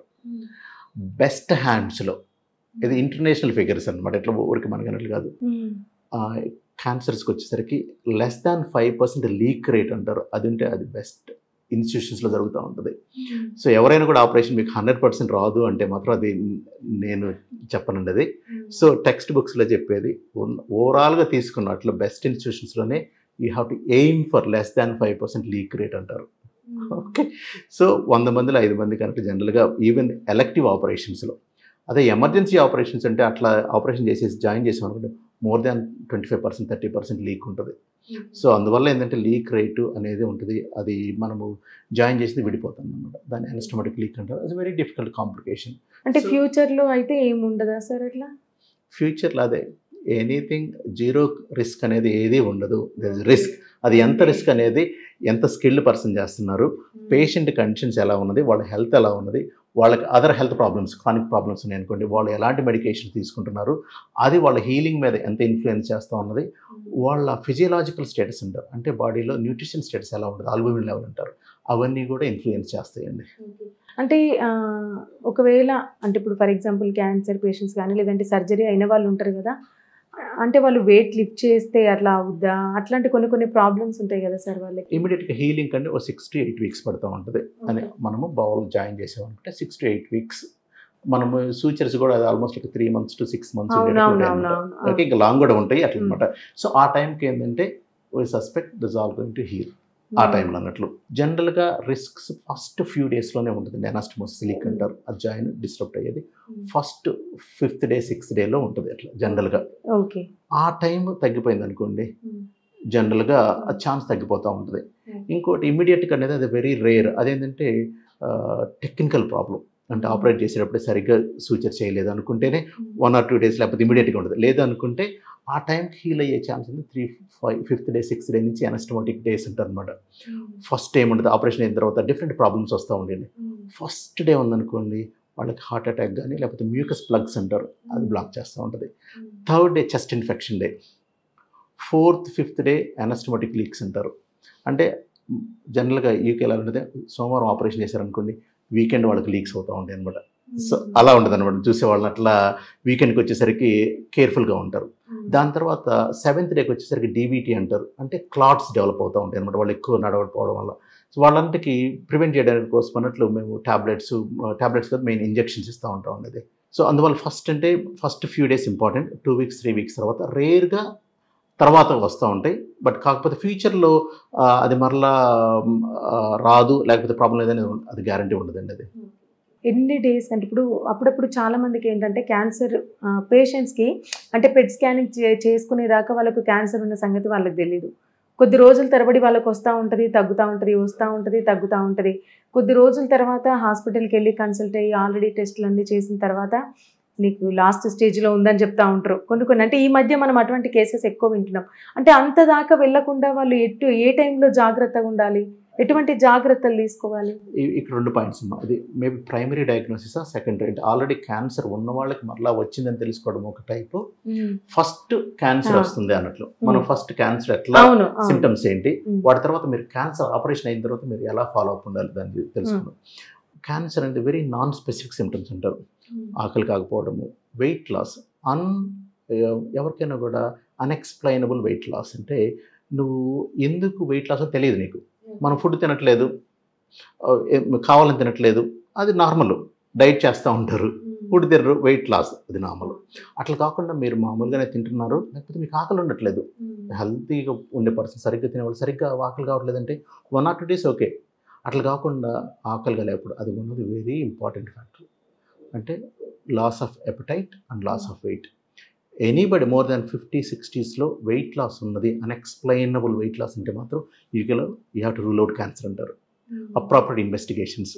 ఓకే, వాటిలో బావులకి అయితే మాత్రం ఎండోస్కోపీస్ అని చేస్తారండి. అప్పర్ జే ఎండోస్కోపీ అంటారు, లోవర్ పార్ట్లో లోవర్ జే ఎండోస్కోపీ. అవి చేస్తే లోపల ఏమైనా పాలిప్స్ ఉన్నాయా, ఎర్లీ స్టేజ్ ఉందా, లేట్ స్టేజ్ ఉందా, ఎందుకు అట్లా ఉన్నది, లేకపోతే ఆల్రెడీ క్యాన్సర్స్ ఉన్నాయా, అది ఒకటి తెలుస్తూ ఉంది. ఇంకోటి సిటీ స్కాన్ అంటారు, very common available CT scan. Almost it can pick up to few millimetre size ఉన్నది కూడా పికప్ చేస్తూ ఉంటుంది. ఓకే, మనకు మంచి రేడియాలజిస్ట్ ఉండాలి. అది building a team is also very important. Reliable team, వాళ్ళు బాగా మంచి ట్రైన్ అయిపోయిన వాళ్ళు, ఎక్స్పీరియన్స్ ఉన్న వాళ్ళు అనుకోండి, అలాంటి మిస్ కాకుండా ఉంటారు అనమాట. So endoscopy, CT scan mostly మనకు తెలిసిపోతూ ఉంటాయి. ఓకే, అది కాకుండా ఇంకా ఏమైనా స్పెషలిస్ట్ స్కాన్స్ కావాలి, ఇన్వెస్టిగేషన్స్ అంటే రెక్టల్ క్యాన్సర్ ఉందనుకోండి, స్టేజింగ్ కోసం ఎంఆర్ఐ స్కాన్ అని యూజ్ చేస్తున్నాం. జనరల్గా ఇవి సరిపోతాయండి. వాళ్ళది బయాప్సీ తీసుకొని ల్యాబ్లో టెస్ట్ చేస్తే అది క్యాన్సరా కాదా. ఒక్కోసారి క్యాన్సర్ కనిపిస్తుంది, బయాప్సీలో రాంగ్ వస్తుంది. అంటే మనం ఒక ప్లేస్ తీసుకుంటున్నాము, అది పూర్తిగా మొత్తాన్ని రిప్రజెంట్ అయింది కదా, అందుకోసం ఒక్కోసారి రిపీట్ చేయాల్సి వస్తుంది బయాప్సీస్ అన్నట్లు. అది హెడేక్, రెండోసారి కూడా అలాగే వస్తుంది, ఏం చేయాలి అట్లా. అదేంటే అక్కడ ఇటువంటి వాటికి క్లిష్టమైన ప్రాబ్లమ్స్ ఉన్నప్పుడు మల్టీ డిసెబిలిటీ టీమ్ అంటారు, ఎండిటి, క్యాన్సర్ బోర్డ్ మీటింగ్స్ అని డిఫరెంట్ నేమ్స్ ఉంటాయి. అప్పుడు ఏంటంటే radiologist, surgeon, physician, medical doctors, చుట్టూ రేడియోథెరపిస్టులు, అంకాలజీ వాళ్ళు అందరూ కలిపి డిసైడ్ చేస్తారు ఏమి బెస్ట్, నెక్స్ట్ స్టెప్ ఏంటి అన్నట్లు. అదే కలెక్టివ్ డెసిషన్. అంటే ఒకరి ద్వారా ఆల్వేస్ మిస్ అయినా కూడా వేరే వాళ్ళు పాయింట్అవుట్ చేస్తాం వాళ్ళ ఎక్స్పీరియన్స్. సో అదేంటంటే షేరింగ్ ఈజ్ కేరింగ్ అంటారు. సో మనకి తెలిసిన వరకు వేరే వాళ్ళ ఎక్స్పీరియన్స్ తీసుకోవడం అన్నట్లు, వాళ్ళ ఎక్స్పర్టీస్ తీసుకోవడం అన్నట్లు, ఒకరికొకరు మ్యూచువల్ రెస్పెక్ట్, అట్లా అది ఒక టీమ్ లాగా ఫామ్ అయిపోయి అలా చేస్తూ ఉంది అక్కడ. సో అందువల్ల ఛాన్సెస్ మిస్ అయ్యేది చాలా తక్కువ ఉంటా ఉంటుంది. అలా weight loss of change in bowel habits ఉంటారు, డయేరియా, కాన్స్టిపేషన్ ఆల్టర్నేట్ కావడం అన్నట్లు, బ్లీడింగ్ కావడము, ఒక్కోసారి మనము పట్టుకుంటే ఏదో క్యాన్సర్ గడ్డ ఉన్నట్లు అని తెలుస్తూ ఉంటుంది. అది కూడా అంటే అది తెలిసింది అంటే చాలా అడ్వాన్స్డ్ స్టేజ్ అన్నట్లు జనరల్గా, అన్లెస్ చిన్నదంటే అన్నట్లు. లేకపోతే దాని తర్వాత వాళ్ళకి ఎలాంటి ట్రీట్మెంట్స్ అవి నెక్స్ట్ చూసుకుందామండి. సో డయాగ్నోసిస్కి వచ్చేసరికి ఫస్ట్ ఈ common symptoms weight loss of appetite, change in bowel habits, bleeding, PR అంటారు, మ్యూకస్ కానీ, లేకపోతే టెనిస్మస్ అంటారు, వాళ్ళకి టాయిలెట్కి వెళ్ళాలనుకుంటారు కానీ వెళ్ళరు, ఏంటి బ్లాకేజ్ అట్లా. సో ఇలాంటి సిచ్యువేషన్స్ ఉన్నప్పుడు మీరు ఇన్వెస్టిగేట్ చేసుకుంటే అలర్ట్గా ఉండేసి చేయించుకుంటే సరిపోతుంది. ఇంకోసారి ఆల్రెడీ మీరు డయాగ్నోస్ అయిపోయింది ఒకరికైనా, తర్వాత ఆపరేషన్ అయిపోయింది, ఆ ట్రీట్మెంట్ అయిపోయింది, తర్వాత వాళ్ళ ఫాలోఅప్ ఉంటుందండి. ఫాలోఅప్ అంటే బోత్ ఆంకాలజీ అంటే వాళ్ళకి కీమోథెరపీ అని ఇచ్చారా, రేడియోథెరపీనా, డిపెండింగ్ ఆన్ డిఫరెంట్ సిచ్యువేషన్ ఉంటుంది. లేదా ఆపరేషన్ అయిన తర్వాత బోత్ ఫిజిషియన్ అంటే మెడికల్ డాక్టర్, సర్జికల్ డాక్టర్ కలిపి వాళ్ళు ఆల్టర్నేట్గా చూస్తారు అక్కడ 5 years వరకు. Most of the cancers 5 years follow up ఉంటుంది. అంటే 5 years లోపు రాకపోతే మళ్ళీ ఫ్యూచర్లో జనరల్గా ఫస్ట్ 2 yearsలో మోర్ కామన్. ఫస్ట్ 2 yearsలో మోర్ దాన్ 80-90% రికరెన్స్ అంటారు, మరలా వచ్చేది అప్పుడు ఎక్కువ ఉంటుంది. అందుకు ఇనిషియల్గా మోర్ అగ్రెసివ్ ఫాలోఅప్ అంటారు, ఎవ్రీ 3 monthsకి చూడడము, వాళ్ళకి ఏమైనా చేంజ్ అయిందా, ఇట్లా ఇందాక చెప్పిన సిమ్టమ్సే కావచ్చు, లేకపోతే ఎనీ అన్వెల్ ఉన్నా కూడా వాళ్ళకి ఇన్వెస్టిగేషన్, బ్లడ్ టెస్ట్లు చేస్తూ ఉంటారు, స్కాన్ తీస్తూ ఉంటారు, ఎండోస్కోపీలు చేస్తూ ఉంటారు. సో వాళ్ళకి ఎవ్రీ 3 monthsకి టెస్ట్ చేసుకుంటూ ఉంటారు. ఫస్ట్ అంటే ప్రతి హాస్పిటల్ కూడా ఒక ప్రోటోకాల్ని ఫాలో అవుతారు ఇక్కడ. అంటే ఇక్కడ ఎలా ఉన్నదో నాకు ఇంకా పూర్తిగా తెలియదు, మోస్ట్ ఆఫ్ ది ఇన్స్టిట్యూషన్స్లో ఫాలో చేసుకుంటారు. ఒకరు మిస్ అయిన ఇంకోరు అన్నట్లు షార్ట్ డ్యూరేషన్. అక్కడ మరలా నర్స్ ప్రాక్టీషనర్స్ ఉంటారు, స్పెషలిస్ట్ నర్స్ ప్రాక్టీషనర్స్ ఉంటారు. అంటే వాళ్ళు ఏంటంటే వాళ్ళు బ్రిడ్జ్ లాగా అనమాట, డైరెక్ట్గా మనం మాట్లాడడానికి డాక్టర్ దొరకపోవచ్చు, ఒక కాంటాక్ట్ నెంబర్ ఇస్తారు. ఏమన్నా పేషెంట్ ప్రాబ్లం ఉన్నదనుకోండి, సో అట్లా వాళ్ళు చేస్తారు. నేను మరలా ఒక ఫ్రెండ్ ఉన్నాడు, తను డెవలప్ చేయాలనుకుంటున్నాను అన్నట్లు. సో పేషెంట్కి మధ్యలో వారధిలాగా అనమాట. ఎనీ ప్రాబ్లమ్ మనం బిజీగా ఉండే లేకపోతే వాళ్ళు అడుగుతారు, వాళ్ళు మాతోటి ఎలా అయితే ఇలా అన్నారు అంటే వాళ్ళకి ఏమన్నా ఇన్వెస్టిగేషన్ అవసరమా, లేకపోతే మళ్ళీ చూడాల్సిన అవసరమా, అట్లా డిసైడ్ చేసుకోవచ్చు అండి. ఈ సిచ్యువేషన్ ఉన్నప్పుడు వాళ్ళకి ఎనీ డిఫరెంట్ ఉన్నప్పుడు స్కాన్లు తీసేయడం, కామన్గా స్కాన్ తీసేయడం. ఇందాక మీరు పెట్ స్కాన్ అన్నారు. పెట్ స్కాన్ అంటే జనరల్గా మీకు ఆపరేషన్ చేయాలి, బట్ వాళ్ళకి స్ప్రెడ్ అయింది అక్కడికన్నా కూడా, అటువంటిప్పుడు పెట్ స్కాన్ తీస్తారు అక్కడైతే. ఇంకోటి ఫాలోఅప్లో కూడా advanced disease and it is వేరే ఆర్గాన్స్ కానీ స్ప్రెడ్ అయింది, అది ఎంతవరకు ఆపరేట్ చేయొచ్చు అనుకున్నప్పుడు పెట్ స్కాన్ అవసరం అండి. నార్మల్గా అయితే ఆ పెట్ స్కాన్ లేకుండానే అక్కడ చేస్తూ ఉంటారు. కాకపోతే మనకి ఇక్కడ చాలా ఈజీగా అవైలబుల్లో ఉన్నట్లున్నది. అవసరమైనప్పుడు ఆ పెట్ స్కాన్ తీయించుకోవచ్చండి. జనరల్గా నేను చెప్పిన టెస్ట్లు సరిపోతూ ఉంటాయి బౌల్ క్యాన్సర్కి సంబంధించి. సరే, అంటే ఇప్పుడు క్యాన్సర్ పేషెంట్స్కి సర్జరీ చేసిన తర్వాత మళ్ళీ కీమోథెరపీ అని, రేడియేషన్ అని ట్రీట్మెంట్ ఇస్తూనే ఉంటారు. అంటే రేడియేషన్ అంటే స్టమక్ అంటేనే చాలా సెన్సిటివ్, లోపల ఆర్గన్స్ అవన్నీ చాలా సెన్సిటివ్. రేడియేషన్ ఇచ్చిన తర్వాత ఆ బాడీ అంతా అంటే ఆ ప్లేస్ అంతా వీక్ అయిపోద్ది. మళ్ళీ ఏమంటారు, స్ట్రాంగ్ అయ్యే ఛాన్సెస్ ఉంటాయి ఆ రేడియేషన్ ఇచ్చిన తర్వాత కూడా? సైడ్ ఎఫెక్ట్స్ ఏమి ఉండవా? ఎనీ ఆపరేషన్, ఎనీ రేడియోథెరపీ ఇచ్చిన తర్వాత నార్మల్గా రాదు. Very clear. ఇది 100% ఉందంటే మీకు 100% నార్మల్గా వస్తుందంటే కాదు. హెర్నియా ఆపరేషన్ చేశారు, కుట్టేసిన కూడా మరీ 100% అంతకుముందు ఉన్నంత స్ట్రాంగ్గా ఉంటుంది అంటే ఉండదండి. అది very clear. I want to tell you. అది డెఫినెట్గా వీక్గా ఉండదు. Up to 70-80%, 90% to the previous స్ట్రెంత్కి వచ్చిందంటే అది చాలా ఎక్కువ అన్నట్లు. ఇంకోటి కీమోథెరపీ ఎక్కడ ఇస్తారంటే క్యాన్సర్స్, అడ్వాన్స్డ్ క్యాన్సర్స్ ఉన్నాయి. క్యాన్సర్ ట్యూమర్ని స్ట్రింక్ చేయాలి, ఆపరేషన్ చేయడానికి వీలుగా చేయడానికి అన్నట్లు. లేకపోతే కొన్ని చోట్ల రేడియోథెరపీ అంటారు, అంటే చుట్టూ ఉన్న లింఫ్ నోడ్స్ అంటారు, అంటే క్యాన్సర్ స్ప్రెడ్ కావడానికి ఆ లింఫ్ నోడ్స్ పెద్దగా ఉన్నాయి, వాటిని తగ్గించడానికి అంటే స్ట్రింక్ చేయడానికి. అంటే ఇనాపరబుల్ ఆపరేషన్, ఇనాపరబుల్ అంటారు, అంటే అది మార్జిన్స్ అంటే నువ్వు క్యాన్సర్ ఆపరేషన్ తీస్తే ఆ చుట్టూ మార్జిన్స్ కూడా మొత్తం తీసేయాలండి, అవి ఇన్వాల్వ్ అయినాయి అంటారు. అది మోర్ మెడికల్ వర్డ్స్. అవి ఉన్నప్పుడు అడ్వాన్స్డ్ క్యాన్సర్కి ఉన్నప్పుడు అది ఇనాపరబుల్, వాటిని ఆపరబుల్గా చేయడానికి అన్నట్లు రేడియోథెరపీ వాడతారు. దాన్ని స్ట్రింక్ చేస్తారు, అంటే కొన్ని వారాలు ఇవ్వగానే ఆ ట్యూమర్ స్ట్రింక్ అయిపోతుంది, అప్పుడు ఆపరేషన్ చేయడానికి ఈజీగా ఉంటుంది. ఇంకోటి కీమోథెరపీ ఏంటంటే ఒకసారి అది స్ప్రెడ్ అయింది వేరే వాటికి అన్నట్లు, క్యాన్సర్ సెల్స్ వేరే చోటకి వెళ్ళిపోయినాయి అనుకున్నట్లు వాటిని రిస్ట్రిక్ట్ చేయడానికి అన్నట్లు, తగ్గించడానికి అన్నట్లు కీమోథెరపీ ఇస్తారు. ఇంకోసారి ఆపరేషన్ అయిపోయిన తర్వాత అనాలిసిస్ చేస్తారు, ఫుల్ అనాలిసిస్. బిఫోర్ ఆపరేషన్ ఏంటంటే ఓన్లీ బయాప్సీ బేస్డ్ అనుకుని వన్ స్టేజ్ ఏంటి, ఎంత అగ్రెసివ్గా ఉన్న దాన్ని బట్టి ఇది డిసైడ్ చేస్తారు. ఆఫ్టర్ ఆపరేషన్ అయిపోయిన తర్వాత ఇది ఎంత సక్సెస్ఫుల్గా అయింది, ఓకే, ఇంకా ఎంతవరకు స్ప్రెడ్ అయింది అనేది డీటెయిల్డ్ ఇన్ఫర్మేషన్ వస్తుంది. దాన్ని బట్టి మనం డిసైడ్ చేస్తాం వాళ్ళకి కీమోథెరపీ అవసరమా, రేడియోథెరపీ అవసరమా. ఎనీ రేడియోథెరపీ వేస్తే ఆ చుట్టూ అన్ని రేడియోయాక్టివిటీ సెన్సిటివిటీ అయిపోతూ ఉంటుంది, బాల్స్ చాలా వీక్ అయిపోతూ ఉంటుంది, థిన్ అయిపోతూ ఉంటుంది, స్టక్ అయిపోతూ ఉంటుంది, ఆ ఏరియా మొత్తం వీక్ అయిపోతుంది, హర్నియాస్ వచ్చే ఛాన్స్ ఉంటూ ఉంటుంది. అది జనరల్గా రేడియోథెరపీ ఫిక్స్డ్ పాయింట్స్కి ఇస్తారండి, ఫిక్స్డ్గా ఏం చేయాలి అన్నట్లు. మొబైల్ ఇప్పుడు స్మాల్ బాల్కి నువ్వు చేయలేవు అన్నట్లు, అదే రెక్టమ్ యానల్ కెనాల్ అంటారు, దానికి అది ఫిక్స్డ్ పాయింట్స్. లేకపోతే బోన్స్ ఉన్నాయి, బోన్స్ ఫిక్స్డ్ పాయింట్స్, వాటికి ఏం చేసేసి రేడియోథెరపీ ఇవ్వచ్చు అనమాట. ఇదే గ్యాస్ట్రోఎజోఫియల్ జంక్షన్ అంటారు, అంటే గల్లెట్ టు స్టమక్ కలిసే దగ్గర అది ఫిక్స్డ్ పాయింట్స్ అనమాట. సో వాటికి ఏం చేసేదను క్యాన్సర్ని స్ట్రింక్ చేసేసి ఆపరేషన్ రిలేటివ్గా ఈజీ చేయడానికి అది వాడతారు. సో వాటి వల్ల అవుట్కమ్ కొంచెం ఇంప్రూవ్ అవుతుంది అన్నట్లు. అంటే సరే, ఇప్పుడు క్యాన్సర్ పేషెంట్స్ అంటే ఓన్లీ మనం స్టమక్కి సంబంధించి అంటే సర్జరీ చేసినా ఏం చేయలేము, తగ్గదు తనకి అని అనుకునే వాళ్ళు కానీ, లేదా సర్జరీ చేయించుకొని క్యాన్సర్ తగ్గిన వాళ్ళు కానీ ఇన్ ఫ్యూచర్లో రాకుండా ఉండడానికి వాళ్ళు ఎటువంటి ఫుడ్ తీసుకుంటే మంచిది? ఫుడ్ అంటే ఇందాక చెప్పినట్లు అదే మనము హై సాల్ట్ ఉండేవి, స్మోకీ ఫుడ్స్ కానీ ఇటువంటి కొంచెం అవాయిడ్ చేసుకోండి. బార్బిక్యూ టైప్ ఆఫ్ ఫుడ్స్ కానీ అటువంటిది వాటికి వీటి వల్ల అన్నట్లు కాదు, దే హ్యావ్ రిస్క్. వాటిలో ఉండే కెమికల్స్, టాక్సిన్స్ ఉండి అది క్యాన్సర్స్ వచ్చే స్టేజ్ ఉంది. ఇంకోటి ఆపరేషన్ చేసిన వాళ్ళు ఎవరైనా కూడా బౌల్ ఆపరేషన్స్కి స్మాల్ క్వాంటిటీస్ మోర్ ఫ్రీక్వెంట్గా తినండి. ఓకే, కొంచెం ఎక్కువ సార్లు. నేను 2 సార్లు తింటాను, 3 సార్లు అట్లా కాకుండా. ఇంకోటి బాగా నమిలి తినాలండి, అది ఆల్మోస్ట్ మన నోట్లోనే సగం జీర్ణం అయ్యే విధంగా వెరీ లిక్విడ్ లాగా తీసుకుంటే ఏంటంటే ఎప్పుడైనా మనం ఆపరేషన్ చేస్తారంటే అక్కడ కలిపితే అవి నేరో అయిపోతుంటాయి అన్నమాట అట్లా. సో ఎప్పుడైనా కొంచెము మనకి ఆరెంజెస్లో అది ఫైబర్ ఎక్కువ ఉంటా ఉంటుంది, నట్స్ కానీ మనకి ఇవి ఏంటంటే ద్రాక్షల పైన స్కిన్ ఉంటాయి కదా, ఎనీ స్కిన్ ఉన్నవి, అవి ఏంటంటే అవి సరిగ్గా జీర్ణం కావు, అవి బ్లాక్ చేసే ఛాన్స్ ఉంటుంది. సో అందువల్ల మీరు ఆ పైది తొక్క తీసేసి తినడం కానీ, ఓకే, అది తిన్నది మనకి లిక్విడ్ లాగా అయిపోయింది అనుకోండి, ఇంకా ఛాన్స్ తక్కువ ఉంటుంది అనమాట. ఆ బౌల్ అబ్స్ట్రక్షన్ అంటారు. ఇంకో ఆపరేషన్ అయిన తర్వాత ఇది నేరో కావడం ఒకటి, వాటి పేగులు అతుక్కుపోతూ ఉంటాయి, అది న్యాచురల్గా జరిగిపోతూ ఉంటుంది, మనం ఏం చేయలేము. అదే కీ హోల్ సర్జరీ వల్ల ఆ ఛాన్సెస్ తక్కువ అవుతాయి అనమాట, బట్ అంతేగాని జీరోకి రాదు. సో వీటి వల్ల నీకు ఇబ్బంది లేకుండా ఉండాలి, ఆ రిస్క్ తగ్గాలి, కాంప్లికేషన్స్ వాటి వల్ల వచ్చే సైడ్ ఎఫెక్ట్స్ కానీ లేకపోతే అవి తగ్గించాలంటే మోర్ ఫ్రీక్వెంట్, కొంచెం లిక్విడ్ అయ్యే వరకు తినడం, కొంచెం వాటర్ కొంచెం ఎక్కువ తీసుకోవడం.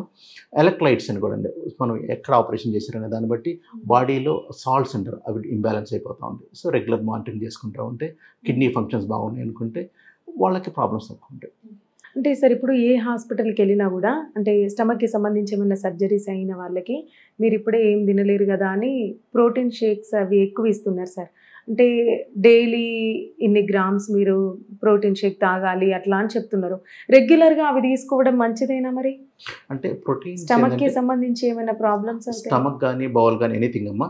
సో అది బౌల్ అంటే మనకి స్టమక్ అంటే ఓన్లీ వన్ పార్ట్, మనకి స్మాల్ బౌల్ అని లార్జ్ అని చాలా పెద్ద బౌల్ అనమాట. Stomach only one. సో వాటికి ప్రోటీన్ అనేది మనకి building blocks of this body అంటారు. బాడీలో ఎక్కువ ప్రోటీన్ మన బాడీ బిల్డ్ అవుతుంది. మనకి ఫంక్షన్స్ కానీ లేకపోతే ఫిజియాలజీ మొత్తం ప్రోటీన్స్ మీద ఆధారపడుతుంది. అమైనో యాసిడ్స్ ప్రోటీన్స్ అంటారు. అవి మన హీలింగ్కి మస్ట్. ఎనీ ఆపరేషన్ కానీ స్కిన్ హీలింగ్ కానీ లోపల హీలింగ్ కానీ ప్రోటీన్స్ బాగా మస్ట్. అందుకే ఇందాక చెప్పాను ఆల్బుమిన్ లెవెల్ అన్నట్లు, అది సర్టన్ లెవెల్ ఉంటే హీలింగ్ బాగా అవుతుంది అన్నట్లు. సో వాళ్ళకి ఏంటంటే హై ప్రోటీన్ డైట్ అంటారు. నాకు ఉన్నంత వరకు హై ప్రోటీన్ డైట్ అనేది మనం నార్మల్గా అవైలబుల్ హై ప్రోటీన్ ఎనీథింగ్ అంటే మన పల్సెస్ ఉంటాయి వాటిలంతా ప్రోటీనే. సో తక్కువ ఖర్చులో అన్నట్లు మనకు ప్రోటీన్స్ అనేది విరిగా దొరుకుతాయి అన్నట్లు. పర్సే వాటి అన్నట్లు నాకైతే అంతే. ఇప్పుడు మిల్క్లో ప్రోటీన్ ఉంటుంది, దాంతోపాటు మనకు బోర్న్విటా, బూస్ట్ ఇవన్నీ కలుపుకుంటూ ఉంటారు. వాటిలో ప్రోటీన్ అదేనండి, అది ఎక్కడ చేసినా కూడా అది. సో ఆ ప్రోటీన్ కలుపుకొని తింటే అది వీటిలో ఏంటంటే మోర్ కాన్సన్ట్రేటెడ్గా ఎక్కువ ఉంటాయి. అది అక్యూట్ స్టేజ్లో వాటికి అంత అవసరమేమో కానీ మామూలుగా న్యాచురల్గా అవైలబుల్ ఉండే వాటిని యూజ్ చేసుకోవచ్చు అండి అది. సో దానివల్ల ఇబ్బంది ఏం లేదు. సో అది మనకి తక్కువ రేటు న్యాచురల్గా ఉండేవి అన్నట్లు. సార్ ఇంకా 40+ ఏజ్ కానీ అంటే వాళ్ళు ఏంటంటే అల్సర్తోని చాలా సఫర్ అవుతూ ఉంటారు. వాళ్ళే మెడిసిన్ అని లేదా ఇంట్లో ఉన్న జీలకర్ర కానీ అట్లాంటివి వాడుతూ ఉంటారు. వాళ్ళకి అంటే సొల్యూషన్ ఏమి ఉండదా సార్? ఏదైనా చిన్న సర్జరీ కానీ అట్లాంటి వాటితో సొల్యూషన్ ఉండదా? అంటే అల్సర్స్ కంటే ఆపరేషన్స్ ఇప్పుడు ప్రస్తుతం అయితే అవసరం లేదమ్మా. అసలు అంతకుముందు అల్సర్స్ వల్ల కాంప్లికేషన్స్ వస్తాయి, అప్పుడు సర్జరీ అవసరం అవుతుంది. అంటే పర్ఫరేషన్ ఆర్ హోల్ పడేదన్నమాట. అటువల్ల మేము 95లో జాయిన్ అయ్యాం medical college, Osmania medical college అన్నట్లు. అప్పుడు కామన్గా ఉండేవి. తర్వాత PP and proton pump inhibitor అని ఒక రెవల్యూషనరీ మెడిసిన్ అప్పుడు వచ్చినప్పుడు ఒమిప్రజోల్ అని, తర్వాత చాలా వచ్చినాయి అన్ని ఇస్మోప్రజోల్, లాన్సోప్రజోల్, అటువంటి మెడిసిన్ చాలా వరకు హీలింగ్ అండి. ఆల్మోస్ట్ 80-90% వరకు హీలింగ్ చేస్తూ ఉన్నాయి. ఇంకా జెలిసిలని మధ్య కామన్గా ఉండేవి అంటే అవన్నీ కూడా సుక్రాల్ఫేట్ అని ఆ యాసిడ్ని తగ్గించేసేసి ఆ హీలింగ్కి హెల్ప్ అయ్యామన్నమాట. సో అవన్నీ వస్తున్నప్పుడు ఈ ఆపరేషన్ అనేది కాకుండా ఈ టాబ్లెట్స్ కూడా అండి, ఆ మెడిసిన్స్ కానీ ఒక 6 వీక్స్ అలా వాడండి. జనరల్ 6 వీక్స్ 3 మంత్స్ ట్రయల్ పూర్తి వాడండి. అవి అయిపోయిన తర్వాత మీకు ఏమన్నా అది తగ్గట్లేదంటే ఏదైనా రీజన్ ఉన్నదాన్ని కనుక్కోవాలండి. ఏమన్నా లోపల అల్సర్స్ ఉండేసి అవి హీల్ కావట్లేదా ఏంటి, వాటికి హెచ్ పైలోరీ బ్యాక్టీరియా అని ఉంటుంది. సో దానివల్ల ఏంటంటే దానికి డిఫరెంట్ ట్రీట్మెంట్ ఉంటుంది. వీటితో పాటు ఇంకా అడిషనల్గా ఒక యాంటీబయాటిక్ అది కలపాల్సి వస్తుంది, 2 యాంటీబయాటిక్స్ అన్నట్లు. సో సపరేట్ రెజిమ్స్ ఉంటాయి. అవి ఇచ్చేసి అవి అయిపోయిన తర్వాత చూడండి ఇంకా తగ్గట్లేదు, సో అప్పుడు ఇంకా ఏమైనా ఇన్వెస్టిగేషన్ చేయాలన్నట్లు. సో ఒక సీక్వెన్షియల్గా అండి. ఇంకా మన ఫుడ్ హ్యాబిట్స్ కూడా మార్చుకోవాలండి. ఇట్లా నేను స్మోక్ చేస్తాను, నేను ఇవన్నీ తింటాను, నాకు తగ్గట్టు తగ్గదు. ఓకే, సో ట్రిగ్గరింగ్ ఫ్యాక్టర్స్ ఏంటి మనం చూసేదండి, ఇది రావడానికి ట్రిగ్గరింగ్ ఫ్యాక్టర్స్ ఏంటి, వాటిని మనం ఎలా మినిమైజ్ చేయాలి, లేకపోతే ఆల్మోస్ట్ స్టాప్. అప్పుడున్నప్పుడు వేరే అన్నీ ఉపయోగపడతాయి. అలా అన్నీ నేను మెడిసిన్స్ తీసుకుంటా ఉన్నాను, నా అన్హెల్దీ ఫుడ్ హ్యాబిట్స్ అంటే అది కుదరదండి. సార్ ఇంకొకటి జాండీస్ అనేది మనం వింటూనే ఉంటాము. మ్యాక్సిమం ఏంటంటే ఇప్పుడు కళ్ళు కొంచెం పచ్చగా కానీ అట్లాంటి స్కిన్ టోన్ మారితే కానీ వీళ్ళకు జాండీస్ వచ్చింది అని తెలుస్తుంది. అందులో 2 టైప్స్ ఉంటాయంట. ఒకటి తెల్ల కామెర్లు అంటారు. అసలు అంటే దాన్ని ఏ విధంగా గుర్తించాలి సార్? బాడీలో ఎటువంటి లక్షణాలు కనిపిస్తే అది తెల్ల కామెర్లు అని అనుకోవచ్చు? ఎప్పుడు డాక్టర్ని కన్సల్ట్ అవ్వాలి? తెల్ల కామెర్లు అనేది అనీమియా అమ్మ. అంటే మనము ఇక్కడ ఎగ్జామ్ చేసేటప్పుడు కిందకి ఇలా పెట్టి చూస్తాం అనమాట, స్క్లీరా అన్నట్టు. ఈ ఏరియాలో వైట్గా ఉన్నది అనుకుంటే వాళ్ళ బాడీలో హిమోగ్లోబిన్ తక్కువ ఉన్నది అన్నట్లు. అలా ఎల్లోయిష్గా ఉన్నది అనుకుంటే అది డిఫరెంట్. అది మళ్ళీ మనకు పచ్చ కామెర్లు అంటూ ఉంటారు, ఎల్లోయిష్ కలర్ డిస్కలరేషన్ అంటారు, అది వస్తుంది. తెల్ల కామెర్ల కంటే అనీమియా ఎందుకంటే బ్లడ్ లాస్ ఉంటుంది సమ్వేర్. మనం న్యూట్రిషన్కి డెఫిషియెంట్ అంటే ఆహారం సరిగ్గా తినట్లేదు, తిన్నా కూడా సరిగ్గా జీర్ణం కావట్లేదు, జీర్ణమైన బ్లడ్ లాస్ అవుతుంది. ఇలా రీజన్స్ అండి. ఈ రీజన్స్ ఏవి రీజన్స్, ఎస్పెషల్లీ ఫీమేల్స్కి వచ్చేసరికి ఇన్ ఓల్డెన్ డేస్లో పాపం ఫ్యామిలీ మొత్తాన్ని ఫీడ్ చేసి లాస్ట్లో వాళ్ళు తింటూ ఉండేవాళ్ళు. అది one of the major factor అని మాకు అప్పుడు బుక్స్లో ఉండేదన్నమాట. అలాగే చదువుకున్నప్పుడు ఎస్పెషల్లీ ఇండియన్ ఫ్యామిలీస్లో ladies are very good, they just వాళ్ళ హస్బెండ్కి కిడ్స్కి ఇచ్చిన తర్వాతనే మిగిలిపోతే తినేవాళ్ళు అన్నట్లు. అది ఇప్పుడు ఎలా ఉన్నది నాకైతే లేదు, ఐడియా లేదు. సో అది వన్ ఆఫ్ ది రీజన్ అండి పాపం. అంటే డెఫిషియెంట్గా అంటే పాపం వర్క్ చేస్తారు పొలంలో. మా పేరెంట్స్ కూడా అగ్రికల్చర్ ఫ్యామిలీ అండి. మా అమ్మ పొద్దునుంచి పని చేసేసి పొలం పని చేసి మళ్ళీ సాయంత్రం వచ్చేసి కూడా పని చేసేవాళ్ళు. So almost most of the time వాళ్ళు పని చేస్తారు. మా సిస్టర్స్ కూడా అందరూ అగ్రికల్చర్ ఫ్యామిలీస్. వాళ్ళు పొద్దున్న సాయంత్రం పని చేస్తూ ఉంటారు. In way good, at the same time వాళ్ళకి ఎక్కువ డైట్ కావాలి, కాకపోతే వాళ్ళు నెగ్లెక్ట్ చేస్తారు. ఇంకొకటి ఏమైనా ఇందాక చెప్పుకుని హెల్త్ కండిషన్స్ కానీ, టీబీస్ కానీ, లేకపోతే ఎనీ ఇన్ఫెక్షన్స్ వల్ల కానీ డైజెషన్ సరిగ్గా కాదు. ఫుడ్ తిన్నా కూడా వంట పట్టదు అంటారు చూడండి, ఎక్కువ సార్లు టాయిలెట్కి వెళ్ళిపోవడం అన్నట్లు. సో అప్పుడు ఏంటంటే అది ఉన్నది కూడా సరిగ్గా లేదు, జీర్ణం కావట్లేదు, అది వంటకి పట్టట్లేదు. ఇంకొకటి లేడీస్కి అన్ఫార్చునేట్లీ వాళ్ళకి పీరియడ్స్ ఉంది, వాటి వల్ల తెలియకుండా చాలా బ్లడ్ లాస్ అవుతూ ఉంటుంది ఎవ్రీ మంత్. అవి క్లాట్స్ లాగా ఎక్కువైపోతున్నాయి అనుకోండి. సో వాళ్ళ కాంపన్సేటరీ చాలా అవసరం అవుతుంది. సో మనం దానికి తగ్గట్టు కన్నట్లు వాళ్ళు న్యూట్రిషన్ కానీ డైట్ కానీ ఉన్నదా లేదా చూసుకోవాలి. అంటే సో మెన్ కన్నా ఫిమేల్స్కి చాలా వరకు ఇలాంటి లాస్ ఉంటుంది కాబట్టి ఎక్కువ అవసరం అవుతుంది. సో ఆ తెల్ల కామెర్లు అనేది ఒక పర్టికులర్ లెవెల్. జనరల్గా ఏంటంటే యూకేలో 12 గ్రామ్స్ అంటారు, 100 గ్రామ్స్ 12 గ్రామ్స్ 14 అట్లా అంటారు. మన దగ్గర 10 గ్రామ్స్ చాలా తక్కువ ఉంది, అందుకని చాలా మందికి తక్కువ ఉంటుంది. సో అది అడ్రస్ చేసుకోవాలండి. అంటే మన నార్మల్ డైట్, దీనికి స్పెషల్ డైట్ ఏం అక్కర్లేదండి. Lots of fruits and vegetables, leafy vegetables అన్నిట్లో కూడా ఐరన్ చాలా ఎక్కువ ఉంటుంది. బెల్లంలో ఐరన్ ఉంటుంది. మనకి దొరికేవి ఏవైనా అండి, ఇవి అవే తినాలి లేకపోతే ఇవే అనట్లేదు. విటమిన్స్ కానీ అవన్నీ కూడా నార్మల్గా మనకు దొరికే ఫుడ్లో సమతుల్య ఆహారం అంటారు. అంటే అన్ని నాన్ వెజ్లోనే తినాలి అట్లా ఏం లేదు. సో వాటిలో కొంచెం ఎక్కువ ఉంటుంది. అంత ఎక్కువ ఎక్స్పెన్సివ్గా లేకుండా నార్మల్గా ఉండే డైట్ కొంచెం ఎక్కువ తీసుకొని మన హెల్త్ చెక్ చేసుకుంటూ ఉండాలి. వాళ్ళ వీక్ ఎలా తెలుస్తుందంటే వాళ్ళు మనం చూసినప్పుడు పాపం ఎప్పుడు అలసిపోయినట్లు ఉంటారు. మా అక్కకు మొన్న ఉండేది, ఎప్పుడు కూర్చొని ఇట్లా నిద్రపోతూ ఉండేది.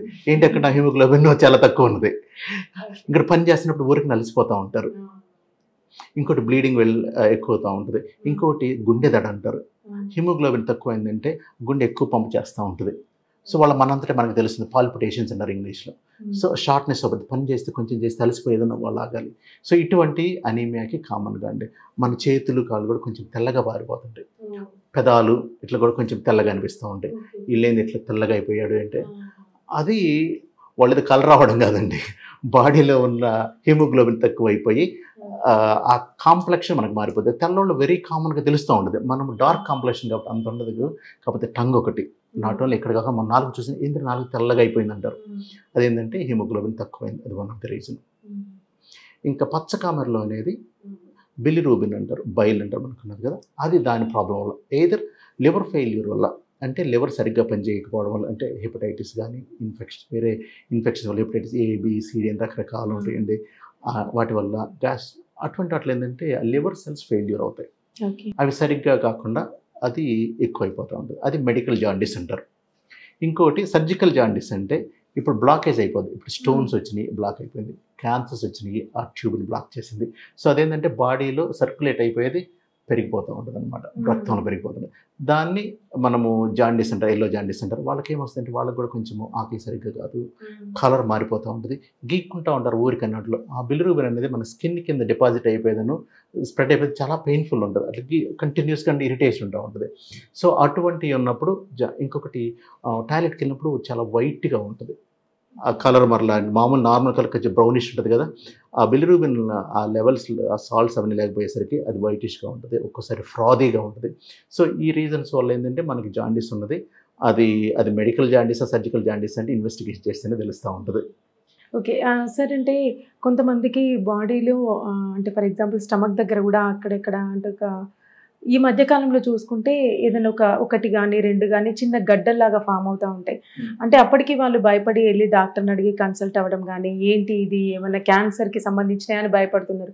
కొంతమంది డాక్టర్స్ ఏమంటారంటే పర్లేదు, నీకు ఏమైనా పెయిన్ వస్తుందా, నీకు ఇది ఈ సిమ్టమ్స్ ఉన్నాయా అని అడిగి, పోనీలే ఒకవేళ నొప్పి వస్తే మాత్రం నువ్వు నా దగ్గరికి రా, అప్పుడు కన్సల్ట్ అవ్వు అని అంటున్నారు. కానీ వాళ్ళ లోపల ఉన్న భయం మాత్రం పోవట్లేదు. అంటే ఎందుకైతే సార్ అట్లా చిన్న చిన్న గడ్డలు అనేవి ఏ టైంలో అవి డేంజర్ అని అనుకోవాలి మనం? గడ్డలు నాకు కూడా ఉన్నాయండి చండి ఇక్కడ చూపించలేదు. వీటిని కొవ్వు గడ్డలు అంటారు. మన బాడీలో నేను కొంచెం హెవీగానే ఉన్నాను కదా ఓవర్గా. సో ఇట్లా ఏంటంటే కొంతమంది అంటే సైజ్తో సంబంధం లేకుండా కొవ్వు గడ్డలు ఫామ్ అవుతాయి అన్నమాట. అది నార్మల్గా అది హార్మ్లెస్, అది ఇమీడియట్ స్కిన్ కింద ఉంటుంది, మీకు పట్టుకుని చాలా స్మూత్గా ఉంటుంది, ఇంకా స్లిప్ అయిపోతా కూడా ఉంటుంది అనమాట. సో ఇట్లా దాన్ని స్లిప్ సైన్ అంటారు మాకు ఎగ్జాంపుల్ అనమాట. What is the sign for lipoma అంటారు దాన్ని ఇంగ్లీష్లో. సో ఇట్లా పెడితే ఇట్లా స్లిప్ అయిపోతూ ఉంటుంది అనమాట. ఓకే.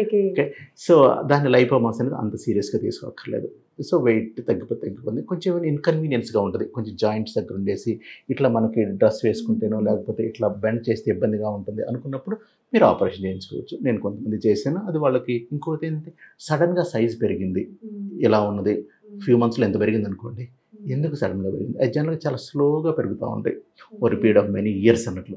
అది జనరల్గా లాంగ్ టర్మ్ స్లోగా పెరిగేవి రెగ్యులర్ సర్ఫేస్ అంటారు, అంటే ఇర్రెగ్యులర్ కాకుండా హార్డ్గా లేకుండా నేను జనరల్గా బెనైన్ ఆర్ హార్మ్లెస్ అంటే ఇన్ జనరల్. అట్లా కాకుండా సడన్గా సైజ్ పెరగడము, సడన్గా చాలా హార్డ్గా అనిపించడం, ప్లస్ మనకు బోన్ లాగా అన్నట్లండి, stony hard are Boney hard అంటారు, అట్లా ఉన్నాయి అనుకుంటే జనరల్గా ఏమైనా క్యాన్సర్స్ ఉన్నాయో చూసుకోవచ్చండి. ఇంకోటి మనకి ఆ గడ్డలు పైన ఉన్నాయా, స్కిన్ మీద వచ్చిందా లేకపోతే లోపల పాట, చాలా పెద్ద మనం ఫీల్ అయితే ఏదో ఉంటుంది, చిన్న చిన్న బుడుపుల్లాగా వచ్చినాయి అనుకోండి, ఈవెన్ బ్రెస్ట్లో కూడా కొన్ని లంప్స్ వస్తూ ఉంటాయి. మోస్ట్ ఆఫ్ దెమ్ క్యాన్సర్స్ కాదు. అది ఏమైనా హార్డ్గా ఉంది, దాని టెక్స్చర్ అంటారు ఎలా ఉంది, ఇర్రెగ్యులర్ మార్జిన్స్ ఉన్నాయి అనుకుంటే అవి ఏమన్నా రిస్కీనా అనుకుని మనం చెక్ చేయించుకోవాలి. అంటే మనం ఓన్గా పెట్టుకునేది ఓకే అని కాకుండా మీకు డౌట్ ఉంటే చెక్ చేయించుకోండి అన్నట్లు. సో అవి ఏమన్నా ప్రాబ్లమ్స్ ఇస్తాయి అనుకుంటే ఆపరేషన్ అవసరం అండి. లేదు అనుకుంటే వెయిట్ లాస్ ట్రై చేయండి, తగ్గిపోతాయి, తగ్గలేదు, సడన్గా పెరుగుతున్నాయి అనుకుంటే ఒకసారి కన్సల్ట్ అవ్వండి. సో వాటికి మస్ట్ ఆపరేషన్ అనేది నేను రికమెండ్ చేయను. ఏమన్నా మీకు వాటి వల్ల ఇబ్బందులు ఉన్నాయి, లేదు మీకు చూడడానికి నాకు బాగలేదు, అవి తీసేయాలండి, కొంచెము అపియరెన్స్ బాగలేదు అనుకున్నాండి, అటువంటి వాటికి అది ఓన్ రిస్క్ తోటి ఆపరేషన్ చేయించుకోండి. Any operation I would say like అది మనం పర్మనెంట్గా చేంజ్ చేస్తున్నాము, ఓకే, దానికి ఉండే రిస్క్స్ దానికి ఉంటాయి. So risk and benefit always చూసుకోవాలండి. దీనివల్ల మనకి ఏం బెనిఫిట్స్ ఉన్నాయి అనుకుంటే, మోర్ బెనిఫిట్స్ అండ్ రిస్క్స్ అనుకుంటే వెళ్ళండి, మోర్ రిస్క్స్ అనుకున్నప్పుడు ఆలోచించండి. సార్ ఇంకోటి లాస్ట్ క్వశ్చన్, ఇండియాలో ఉన్న పురుషులందరికీ అదొక పెద్ద డౌట్ సార్. అంటే వాళ్ళ పర్సనాలిటీ ఎలా ఉన్నా కూడా పొట్ట దగ్గరికి వచ్చేసరికి ఇంత పొట్టు ఉంటుంది వాళ్ళకి. అంటే వాళ్ళని అడిగితే లేదు నాకు మందు అలవాట్లేదు, నాకు ఎటువంటి అలవాట్లేదు, బట్ పొట్ట మాత్రం పెరుగుతుంది అని అంటున్నారు. అసలు ఎందుకు సార్ వాళ్ళకి అట్లా? అంటే వాళ్ళకు సొల్యూషన్ ఏమి ఉండదా? ఒక సింపుల్ కాన్సెప్ట్ ఉన్నది. పొట్ట అనేది మనకి నార్మల్ కన్నా మనకి ఏదైనా బిఎంఐ అంటారు, బేసిక్ మెటబాలిక్ బిఎంఐ ఇండెక్స్ అంటారు, అంటే బాడీ మాస్ ఇండెక్స్ అన్నట్లు. దానికి ఏంటంటే మన బాడీకి ఇంత హైట్కి ఇంత వెయిట్ అప్రాప్రియేట్ అని చెప్తారు. నాట్ ఓన్లీ అంటే కొంచెం మస్కులర్ పీపుల్ వాళ్ళు ఇంకా చాలా హెవీగా ఉన్నారు, అది వేరు. బాడీలో ఫ్యాట్ కంటెంట్ ఎంత అది ఇంపార్టెంట్, వాళ్ళ వెయిట్ ఇంపార్టెంట్ కాదు. అది హెల్దీ అంటే మొత్తం ప్రోటీన్ తోటి మజిల్స్ ఉందనుకోండి, కొంతమంది మజిల్ బిల్డర్స్ ఉంటారు చాలా పెద్దగా ఉంటారు, బట్ అది డజంట్ రియల్లీ వాళ్ళకి అప్లై కాదు. ఓకే, వీళ్ళలో ఫ్యాట్ ఒక సింపుల్ కాన్సెప్ట్, అది ఇంకా వీటికి అంత డిస్కషన్ తెలియదు. మనం తినేది వర్క్ చేసేది అంతే డిఫరెన్స్. నువ్వు ఎన్ని క్యాలరీస్ తీసుకుంటున్నావు, ఎంత ఖర్చు చేస్తున్నావు, అది వెరీ సింపుల్. ఇంకా మనం ఎక్కువ క్యాలరీస్ తీసుకొని మనం తక్కువ వర్క్ చేస్తుంటే ఆటోమేటిక్గా అంటే అది అక్యుములేట్ అవుతూ ఉంటుంది. మెన్ దగ్గరకు వచ్చారు పొట్ట దగ్గర ఫస్ట్ అక్యుములేట్ అవుతూ ఉంటుంది, అందుకు వాళ్ళకి పొట్ట ఉంటుంది. అదే లేడీస్ దగ్గరకు అనుకోండి, వాళ్ళకి హిప్స్ వాళ్ళకు ఉండే బటక్స్ దగ్గర అక్యుములేట్ అవుతూ ఉంటుంది. సో అది కామన్గా అన్నట్లు. సో దానికి అన్లెస్ ఇట్లా మనం ఫుడ్ కంట్రోల్ చేసుకొని ఎంత అన్నట్లు. ఈ మధ్య నేను కూడా అండి, మనకి ఇది సరిపోతుంది అనుకుంటే ఆపేసేయండి, సరిపోయింది తిన్నారనుకోండి అది మన బాడీ చెప్తుంది అన్నట్లు, మనకి తేపులు వస్తూ ఉంటాయి, ఇంకా తిన్నాం అనుకోండి. I think body is very sensitive and very intelligent, మనకి ఎంత అవసరమో ఏంటని. ఇంకొంచెము ఆకలి అవుతుంది ఇంకా ఉందనుకుంటే తగ్గించేసేయండి, ఓకే, అంతవరకు బెటర్. ఇంకా ఎక్సర్సైజ్ అండి, మీకు విత్ ఇన్ యువర్ లిమిట్స్. మనం కూర్చొని కూడా ఏదో చేయొచ్చు, రూమ్లో చేయొచ్చు. మేము జిమ్కి వెళ్ళాలి, లేకపోతే డబ్బులు వేస్ట్ చేయాలి, లేకపోతే ట్రైనర్స్ తీసుకుని అదంతా ఏం లేదండి. మీరు ఎక్కడ కూర్చుంటే అక్కడ, ఎలా చేయగలిగితే అక్కడ సింపుల్ వాకింగ్ కానీ, లేకపోతే ఇంట్లోనే అంటే మరి 10 అడుగులున్నా కూడా తిరుగుతూ ఉండొచ్చు. సో మీకు విత్ ఇన్ యువర్ లిమిట్స్, మీకు ఎలా అయితే అనుకూలంగా ఉన్నదో, అవైలబుల్ ఉన్నదో, జనరల్గా 4 times or 5 times a week 30 minutes every time, అది రికమెండ్ చేస్తూ ఉంటారు రీజనబుల్గా. ఎనీ ఎక్సర్సైజ్, వాకింగ్ కానీ అంతవరకు చేస్తే జనరల్గా మనం తిన్నదానికి అది కంట్రోల్ చేసుకుంటాం అంటే వెయిట్ స్లోగా తగ్గిపోతాం. ఇంకోటి very important, sudden loss of weight not very good. మాకు అక్కడైతే మేము క్లియర్గా £1 a week అంటారు. పౌండ్ అంటే ½ కిలో రఫ్గా, రఫ్గా 1/2 kilo a week is safe weight loss.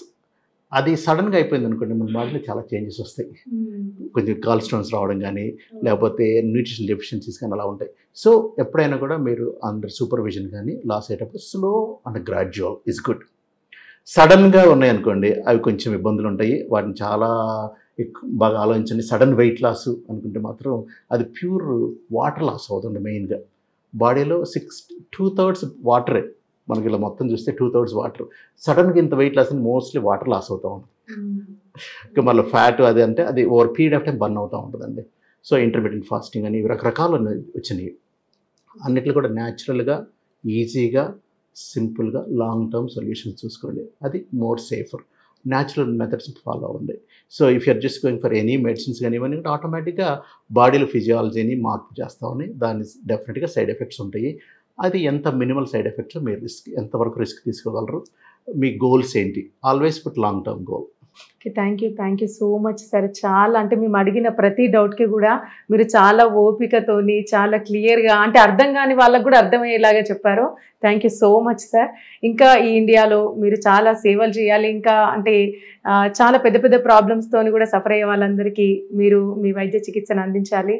మేము కూడా మనస్ఫూర్తిగా కోరుకుంటున్నాం sir. Thank you so much sir. Thank you very much and thank you for having me. చూసారు కదండి ఈ వీడియో. మీకున్న డౌట్స్ అన్ని ఆల్మోస్ట్ క్లారిఫై అయినాయి అనుకుంటున్నా. ఈ వీడియో కనుక మీకు నచ్చినట్టయితే లైక్ చేయండి, షేర్ చేయండి, మా సువర్ణ మీడియా ఛానల్ని సబ్స్క్రైబ్ చేయండి. మీ విలువైన అభిప్రాయాలను కామెంట్ బాక్స్లో షేర్ చేయండి.